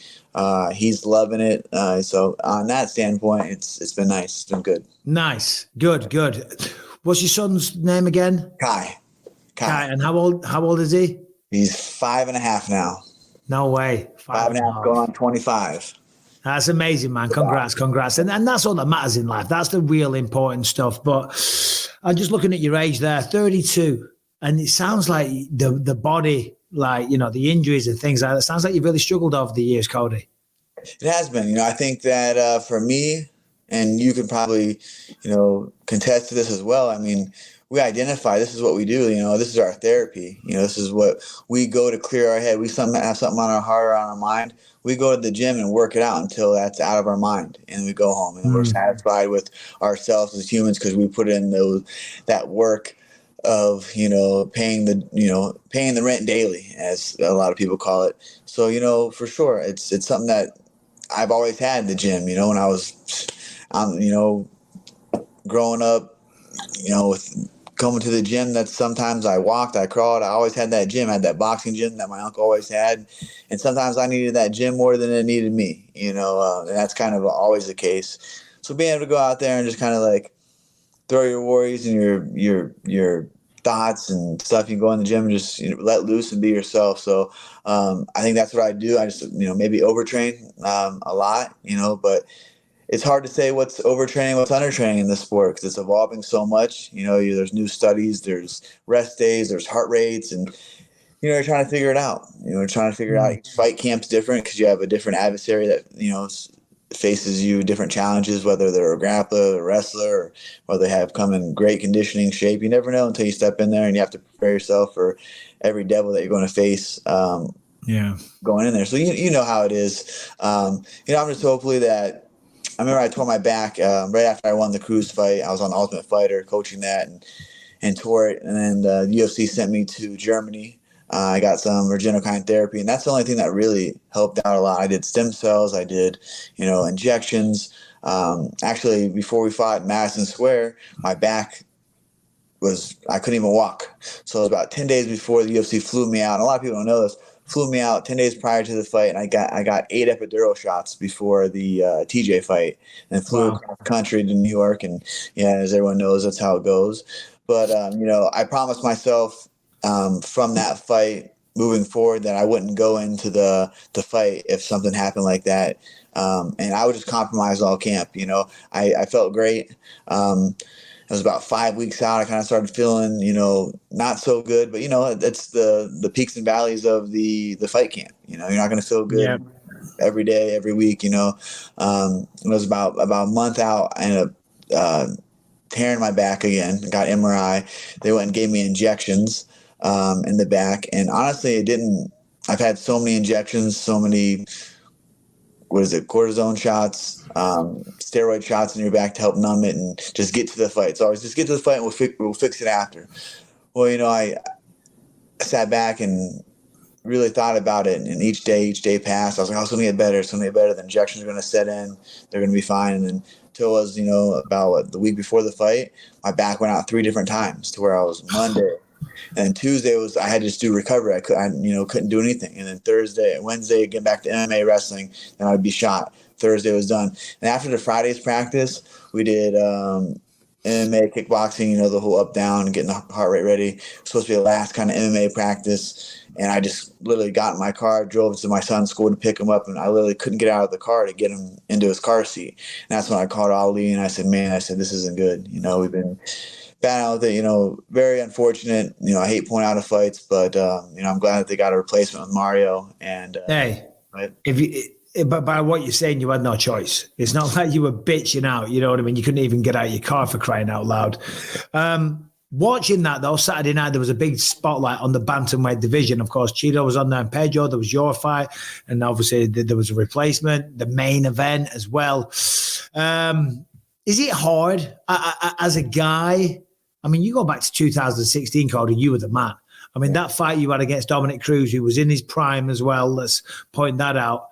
That was one of the very best performances that we'll ever see in the octagon. I mean, that was beautiful, right? And as everyone knows, right? Is it hard now because you've been at that level? And then, you had the big fights with TJ Dillashaw. We shared the card at Madison Square Garden.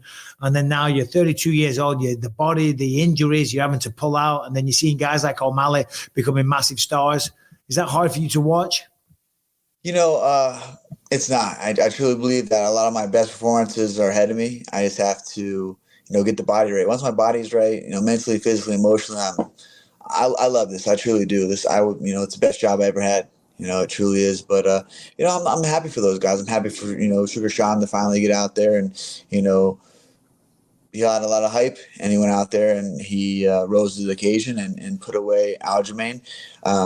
Looking at that fight, I just think that Aljamain was just too adamant on getting it to the ground. He wasn't very comfortable with the movement.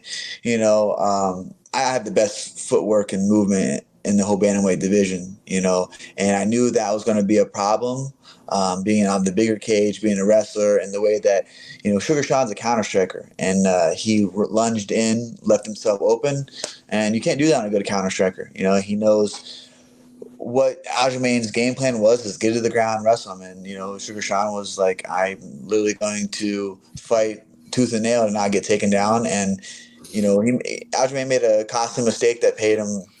I made him lose the title, but like I said, I'm happy for Sugar Sean. I think it's great. You know, he's a champion in our division. I think he has a lot of holes and weaknesses that are going to be exposed a lot. But right now, let him enjoy the championship and what he was able to do on Saturday night. Yeah, no, listen, you can't hate on that. I mean, what he did was phenomenal. Knocks out Aljamain Sterling. Well, TKOs him like that. Sensational. Don't want to bring up old stories or old things that are going to piss you off, but TJ Dillashaw, right? You have a lot of history with this man. Of course, now he's retired. So many injuries. The shoulder blew out when he fought. Who was it? Well, it was Aljamain Sterling. Yep. How is you probably don't have a relationship, but yeah, for want of a better word, how is the relationship between you and TJ these days? Honestly, I don't communicate with him, don't have him. I think he has me blocked on every platform. We were just talking about that. You know, I block anyone on Twitter. Anyone that talks shit, I block them. Are you the same way? I mean, because people call me I like to mute them. I like to mute them because they still follow you, still see your shit, you know, so I just mute them. Hit the mute button. So it's like torture for them because they can't interact. They can't interact, but they still see your shit. And it's like, man, you know, so I hit the mute button. That's a great feature. I'm doing that. I don't get on Twitter too much. Twitter's kind of, you know, I get on almost just during the fights to see what everyone's saying and talk a little shit, you know, of a fight that I want. But yeah, he has me blocked and everything. But, you know, talking about that, man, Dom, he actually had me blocked since 2016 on Instagram and Twitter. And, you know, we ran into each other at the US Open and, you know, we spoke numerous amounts of times, you know, in the past few years. Actually, when I fought, who did he fight? He fought Pedro, and I fought Kai on the December card. We sat at the weigh-in ceremony weigh-ins and talked for an hour about life and just things. So he ended up unblocking me from Instagram. So that was pretty cool. But I don't know if TJ will. You know, I don't have any animosity, anger, or hatred for him. It is what it is. You know what I mean? It's you know, like I said, I've been saying that since we fought, you know, what he was about and who he truly is. And, you know, everything comes to light, you know. So I hope he's happy in life. He's got children. Hope that, you know, he learned from his mistakes and, you know, he's healing and he's, you know, just, you know, living a good life. That's it. That's all I can, you know, wish for and ask for from him. I don't have any anger or, you know, maybe when I was a young kid, you know, when I was younger, I was 25, 26 years old, you know what I mean? I had everything going on and I was young, you know, now I have a child. The maturity of this man, 32 years old now, and you're like a Zen master. You're all nice and calm and no negativity, no ill will. Man, it's tough to carry that around. You know what I mean? Like, it's tough to just carry all that, I guess we would call it hatred or anger. Like, and that stems over to everything. It's hard to take that hat off. I propped, you know, Henry and Colby, all those guys. They can stay in that persona all the time. Like, it's hard to do. You know, it'd be hard to do. And like, you know, I just like to be myself. You know, we had our moments. We had, you know, we were fighting each other, and you know, that chapter's over with. You know, and then this is too. When this career is done, we're gonna do other. You know, hopefully, I found other passions that make me happy, get me up every day, you know, and motivated to do them. Obviously, being a father is, you know, as you know, is one of the best things outside of anything. I think waking up and just, you know, being a father, especially my son being 5 years old, the conversations that we have, the things that we get to do. Last night, he was wired up, and I get him back. His mother and I are split, so we do week on, week off. And, you know, it's first couple of days. I don't know what goes on at his mom's house, but, you know, Dad runs a pretty strict program here. You know, I'm kind of, you know, regimented in that. So we're in bed, and he's like, Dad, I want to box. I want to fight. I'm like, all right, you know. Okay, he wants to fight, you know, we have a straight combo, we do 1, 2, and then he rolls, and then he slips my punch and comes back with, you know, 3 punches. I said, you know, and we added up 2 punches, 3 punches, 4 punches. And he's like, let's do it 100 times. And I'm not kidding you, he literally wanted to do that combo 100 times that night. Yeah, so it's cool, you know, it's fun. It's fun. You know, I just do a little bit of things with him. Get him in a little bit of wrestling, a little boxing. But man, honestly, those moments, you know, that far and in between from, fight camp. And then as we're so busy going in the gym and focusing on our career, having those little bit of time with him to, just show him my passion and see if he likes it, rubs off on him. And if he wants to, pursue boxing or wrestling, I'm more than happy to, be that dad that sits in the bleachers and, cheers him on. Yeah, and as you say, that's what life is all about. That's what really matters. Now, as I say, you were the champ, and then I don't need to tell you, some results didn't go your way, shall we say, right? And there was a lot of talk. I'm sure you probably saw people saying Cody should retire and all the rest of it. And you were such an aggressive fighter. You went forward and you stood there. You traded toe to toe. You had powerful hands. You had knockout power, incredible wrestling, and a lot of the time you'd get the knockout, and that's what made you such a fan favorite. Was it that style that kind of bit you in the ass, and then you responded by winning? Who was it? Trevin Jones. You get the job done. You get back to winning ways. Number one, how good did that feel?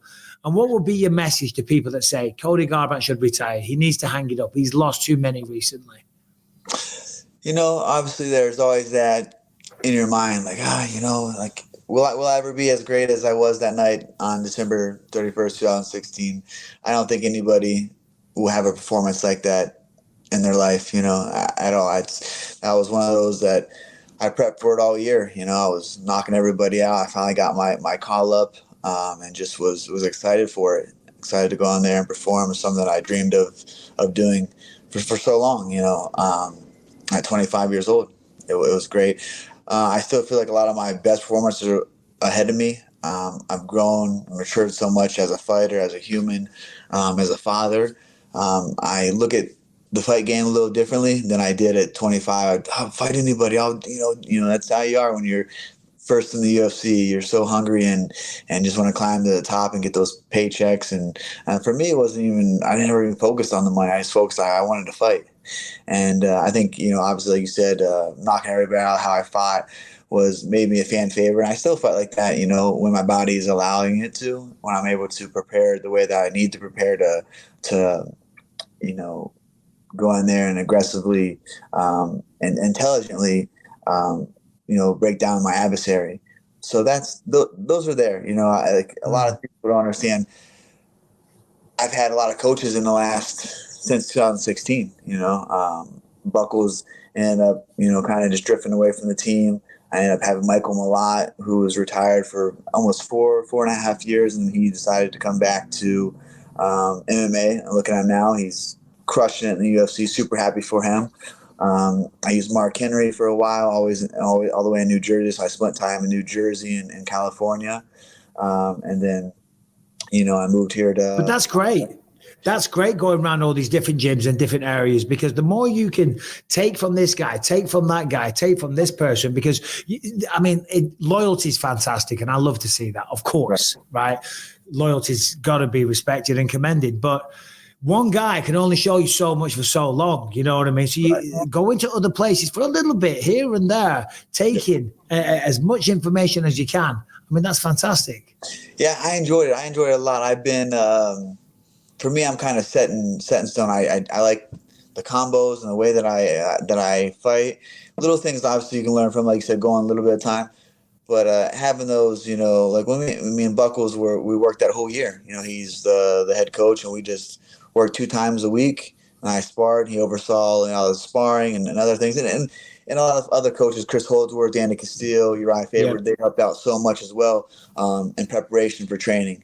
But me and him, we had a nice flow, good style. And a lot of his style was from Master Tong. He used Master Tong. Oh, yeah. I remember that guy. Yeah, Muay Thai. And then, he was a bit of a crazy guy. My gosh. I'd have to call him, make sure that he was going to show up at every session, that I had planned. Because if he went out the night before and gambled, for sure he was not. He was a bit of a drinker, right? He was, saying smoked cigarettes all the time, menthol. Is he Thai? Is he Thai? Yes. Yeah. But that's how it is. When I've been out to Thailand training, they would even the Thai fighters, they would rock up shit faced, still drunk from the night before, have a monster workout session, and then fight again in a couple of days. They don't give a fuck. Yeah, they don't. That Thai is a little bit different, My son's got 25% Thai in him, so I hope you don't get that feature for sure. But it was great. That was a great year, and then going around and then coming here, it was a little bit different. I had to find coaches and teammates, nothing wrong. You have the UFC Performance Institute, very thankful for that. It's a great facility to use and use the amenities there. But getting the teammates and coaches that are going to show up, give you the work that you need. For me, Alpha Male, I knew what I was doing. Monday through Saturday, it was time, schedule. Obviously you can move it around a little bit, something where, needed a different training, but I do better with structure, so out here, kind of like you make your own training schedule and, you hope that things show up, people show up on time. So that was like a huge adjustment for me. Out of 16 months, I was out of the octagon, new coaches, new teammates. I was supposed to fight Julio Arce. He ended up pulling out 5 weeks before the fight. He tore his ACL, unfortunately. And then Trevor Jones stepped up. We called him because I kept that fight because he was southpaw. I was training for a southpaw. So we just kept it as a southpaw. That's why we picked Trevin. And it was a good fight. I was patient. He didn't really do much in the fight.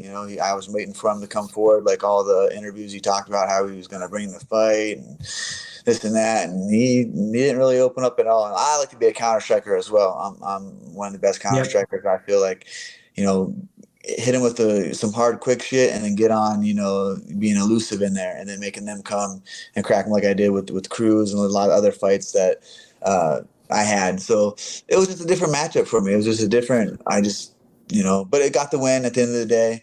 And that's all that matters. Because you look on paper, as a win's a win. With everything that happened going up to the fight, the day of the fight, I literally couldn't have used my left arm almost the whole fight. I had stingers. Like I said, I got the injections 5 days before.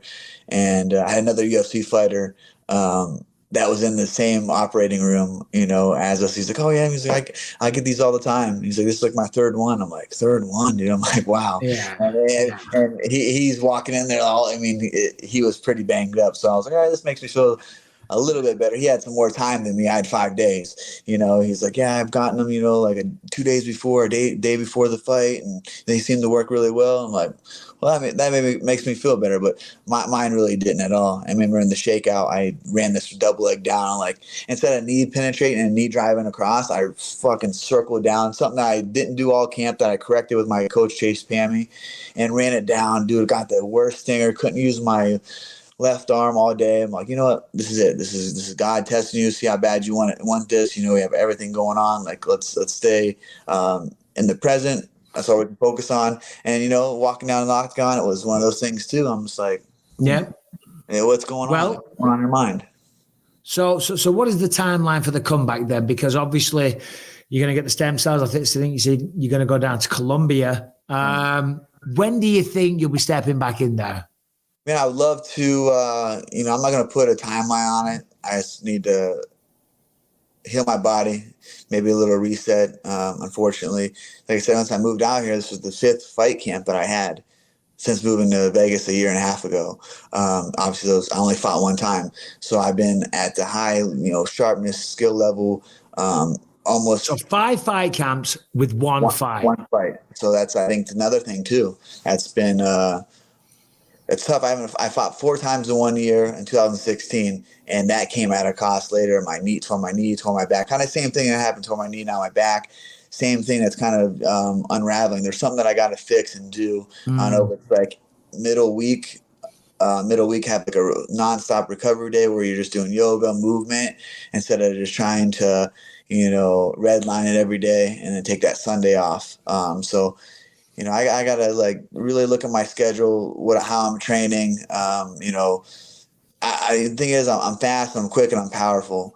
Very explosive, so that comes at a cost. So I have to, really draw up a schedule that works for me to where I can have maybe, I was looking at, what Mighty Mouse Dimitri, how he trains. I was talking about, he never has 3 red line days in a row. I have to look back at one of the interviews you spoke. I can just reach out to him and see what he does. But it's just different. I got to figure out how to train that will get me to the fight. That's ultimately in each fight camp, I can be ready that week. So I don't have to be sharp that whole entire time. That's something that I've always done. Like I can fight this week, so it's hard to keep that sharpness. I want to be able to peak into fight week. And that's the thing. Keeping that 8 weeks, I usually do 10 to 12 week fight camps, maybe cut it down a little bit because I always stay in shape. Weight's never an issue for me. I eat clean, stay on my diet, or I basically, watch my, eating year round. I don't ever blow up. The biggest I get is like 62 for 35. So it's not an issue to make the weight. So let me ask you this, and I guess we'll end on this. And again, this is no way, in any way, shape, or form, any disrespect. But there's assholes out there. You know what I'm saying? What would you say to all the goddamn fucking haters? Because I lost many times in my career and I turned it around. And you've already been a champion, but I came back and was able to become the champ at the end of my career. What would you say to anyone out there that says, hey, Cody, you got knocked out a few times, you're getting injured, you need to retire? What would your response to those people be? That's a great thing about this sport. I have a great support system around me. And I've always told them, hey, if I start starting my awards or things start going not so good for me and that kind of mental space, or start doing some weird shit, you never know.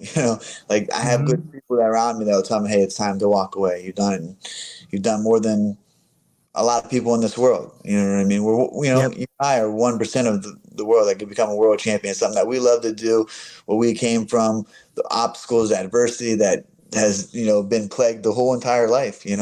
I can sit back and, if this was it, that was my last fight, I can sit back and be proud of myself. Obviously, being a world champion and having some, awesome performance of the nights, being able to fight in the UFC. I was a small kid from Ohio, that grew up, dirt poor, but I had a dream and courage and a heart to chase this dream, and had a lot of people along the journey that helped me. So I'm winning at life. I feel bad for those people that have to get online and come in and comment on pictures or send you DMs that you suck and you should retire, because what are they doing with their life? That's what that's my first thing when I see that. I'm like, man, this person's super healthy. You know what I mean? So I never really pay too much attention to him, but obviously, as it gets in your mind. You read it, you're like, all right. It does. If you don't say it doesn't, you're lying to yourself, because we're just human nature. We're human, and that's how we funnel things, thoughts. It's just a thought. So when I see that coming, I just, have a good thought come in my mind. Look how far I've came. Look at what I've able to do. Things I'm able to do. I'm able to put my son in a nice private school. Things I've always wanted to dream of doing. It was like Aljamain said Saturday night. He said words very, very similar to that. Of course, he was devastated. He lost the belt. But he said, look, listen, I've won at life. He said, where I come from, my family growing up, the situation wasn't very good. But now, things are great. I've made plenty of money. I've become champion of the world, all the rest of it. He said, I'm not feeling sorry for myself. I'm very, very blessed to be in this position. I tell you, I do want to ask you about this real quick. I apologize. I forget his name. I saw a post the other day. What was the young kid with leukemia? Maddox? Maddox Maple. Yes. This is the post that made me want to reach out, because you're an awesome human being, Cody. And Maddox, if people remember, they cast their mind back to when you beat Dominic Cruz. You brought him into the octagon. It was such a beautiful moment, and you handed him your belt. And he's now just started college, right? He's a senior in high school. Yep, senior in high school. Oh, sorry, pardon me. Yep, no, senior in high school. Yeah, Max is from my hometown. I was an amateur. I was a teenager, and he was diagnosed with leukemia at 5 years old. I had a sister that was the same age. So my brother reached out to me and let me know, what was going on. I lived in Cleveland. I was actually up there training in Cleveland with Stipe Miocic and all those guys at Marcus Marinelli. So I didn't come home too much on the weekend. I had to get out of my hometown. And, so we did a little charity event and had the whole town come up to support. I rocked his shirt to the fight, get all the proceeds to him, his family, to go to whatever they wanted to do. We developed a relationship. Once he got out of the hospital, I wanted to come meet him and give him some gloves. And then I had a sponsor that paid for him and his family to come to all my fights, from amateur all the way up to all my pro fights in Pittsburgh and Ohio. Then I got the call to the UFC. They came to every UFC fight that was there. I mean, he was just something that he looked forward to. And that's something that he agreed to do. His dad called me one time, and Big never really called me. He was always really positive going. And just had this concern in his voice. He called me one time, and he's like, hey, I think we're going to lose Maddox. He's not wanting to take his medication. He wants to give up. And he had 9 or 10 months left of chemo. It was crushing it. It was about to be done taking his pills. He just said he doesn't want to do it anymore. He didn't want to live. And he called me. I was out of Alpha Male at the time, trying to get into the UFC. You know, it was hard. It was tough. You know, I was trying to get in the UFC, and this kid was, you know, calling. You know, his dad was calling me to help save his kid, help give him some words of encouragement to keep taking his medicine, you know, and to fight and do that. It's the only time that, you know, I've ever had to call him in the 5.5 years that he took, you know, that he battled the disease. Ended up calling him, FaceTiming him, and you know, just giving him little words of encouragement. I made a little pact with him. I said, you know, hey, Max, listen, you make sure that you take all your medication. You know, you fight this. You're almost there. You're almost done. And I said, I promise you, I'll make it to the UFC, and I'll take you to every fight with me. I said, when I win the world title, I'll wrap that belt around you. We'll do it together. I said, you never have to go to this battle alone, and I'll never have to walk to the battle alone as well. And he said, all right, got off the phone, never once complained about taking his leukemia. 10 months later, he took his last dose of chemo August 25th. And he called me. We had a huge party. I couldn't go. Obviously, I was getting ready for a fight. And he called me and said, all right. He said, now you got to keep your end of the deal. And about, I fought January that year. So 7 months later, I got called to the UFC and fought, and he was there. And, you know, we made it to the UFC, and he started, you know, and then the UFC caught wind of our story. Actually, Sean Shelby, man, I'm so grateful for him for so many things. But he got wind of our story and was like, hey, man, I'm going to, you know, present it to Dana and see, you know, if he can walk you out. And, yeah, so we was able to, I got, you know, I said, we want to walk out for the world title shot. That's what we want to do. Like, it's his dream. It's his goal. And as nervous as I was, you know, at the T-Mobile, was so nervous. And Max, like, kind of just calmly held my hand when we were walking out to the octagon. I said, you got this. You know, and that's all I needed to be like, wow, like, just calm and just focused, you know, focus on what I had to do. And then, you know, I won that world championship, and it was great. You know, I mean, obviously becoming a world champion was amazing. I always believed that I could do it. But being able to give him his spotlight and just knowing that the warrior and the champion that he was in life, to go through what he went through at a young age, and to be able to, you know, wrap that belt of, you know, life champion around him was amazing, man. And everyone around what a story. It was awesome, you know. And one thing else too, Mike, that it sits with me always was when we fought together on a Madison Square Garden card, and we obviously both lost our titles that evening. Remember, I had not many people with me in the media, you know, not many people around me, but I was doing an interview, and he came up and just told me, he said, hey, man, this is it. You know, you just said some real shit to me as I was there, because I was still obviously not all comprehending and registering like what just happened. You know what I mean? You're like, you just got lost your title, and then you got to go do this media and face the words and the critics and stuff. And, you know, so I appreciate you always being real and, you know, being a stand-up guy. You know, both of our nights, both of our nights, you came up to me as a vet, and we lost it the same night. And I really appreciate that. And that ever sticks with me as a, you know, human that you are, to come out of your way, you know, to, you know, say it's going to be all right, you know. So that took the sting off a little bit. So I appreciate that. Always have. Well, thank you, Cody. I mean, to be honest, you know, it's great. It's a moment in time, being champion of the world. It's amazing. Of course it is. It's things that we're super proud of. But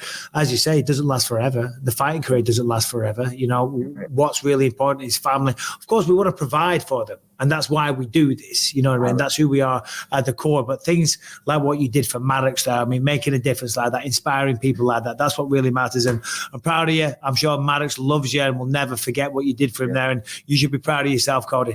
We'll have to say goodbye. I'll have to let you go. But thank you for joining us. Wish you all the best in recovery. Come back when you get $5. Let's jump on. We'll do it again. But Cody Garbrandt, the former champion, the man still going strong. Get the stem cells, get back in there, and we can't wait to talk to you again. Cody, you're the man. Thanks, bro. I appreciate it, man. Have a good day. Take care, brother. All the best. Yeah. And there he is, Cody Garbrandt, the former champ. What a story, Harrington, that is regarding young Maddox. I'll never forget that at the time, but hearing a bit of the backstory there, very, very emotional. All right, so it's 2:05. I got to jump off shortly. Because we've been going for about 2 hours here. We've had 3 guests, and thank you to all of them, Chito, Cody, and Kevin Holland, of course. There's a lot of subjects we didn't get to. But I'm going to Singapore. I haven't packed. I just got back from Philly. Anything breaking? Anything we need to discuss real quick? No, nothing too crazy came out during the show. I have some clarification on a couple of quotes that you were talking about earlier, and then Tony Ferguson just announced a statement that he's not retiring, but that was really the only thing that broke during the show. How do you feel about that? I mean, I like what he said in it. It was like a lot of like he listed like a lot of things. He's like, I've been taking care of a lot of people, not me. I haven't sparred since I think he said the Thompson fight. I'm not exactly sure, but he gave like a long list of things that have been going wrong in his career. And then towards the bottom, he said, I want to make it clear, I'm not retiring. I'm one pissed off MFer. I have a lot of things to fix, and I'm coming back stronger than ever. All right. Well, listen, I wish him all the best, and I wish you guys all the best as well. We're not going to do questions today because, as I say, I've got to pack and go to Singapore. Anthony Smith's already there, but we're here. I stayed. I'm committed. Harrington's committed. Brian's committed. Anthony phoning it in Smith, as he's known. And to be fair, he does have a fight coming up, yes. And if you're committed and listening on Spotify or whatever podcast platform you find the show on, make sure you're subscribed and leave us a 5-star rating, positive review. It really helps us out across the board there. If you're watching on YouTube, make sure you subscribe to the channel and you hit that notification bell to find out whenever a new episode comes out. And if you want to catch up with 400 episodes you can't find anywhere else, completely ad-free and totally uncensored, head to gasdigital.com. Use the promo code BYM30 and get yourself a 30-day free trial. Check out over 20 great shows on the network. There's a lot of stories we didn't get to that I did want, so I'm just looking. Nate Diaz declaring war with Eddie Hearn, saying he will fight any lightweight, middleweight, heavyweight boxers. He wants them all. Stop. Anyway, love Nate, but come on, didn't look that good against Jake Paul. Big thanks to all the guests. Thanks to you guys for supporting the show. Me and Anthony Smith, Mr. Lionhouse himself, we'll be doing a show live in Singapore. We're going to have beautiful backdrops. We're going to be holding hands at the Botanical Gardens or something like that. We will be doing another show this week, so stay tuned for that one. Thanks for watching. We'll see you soon.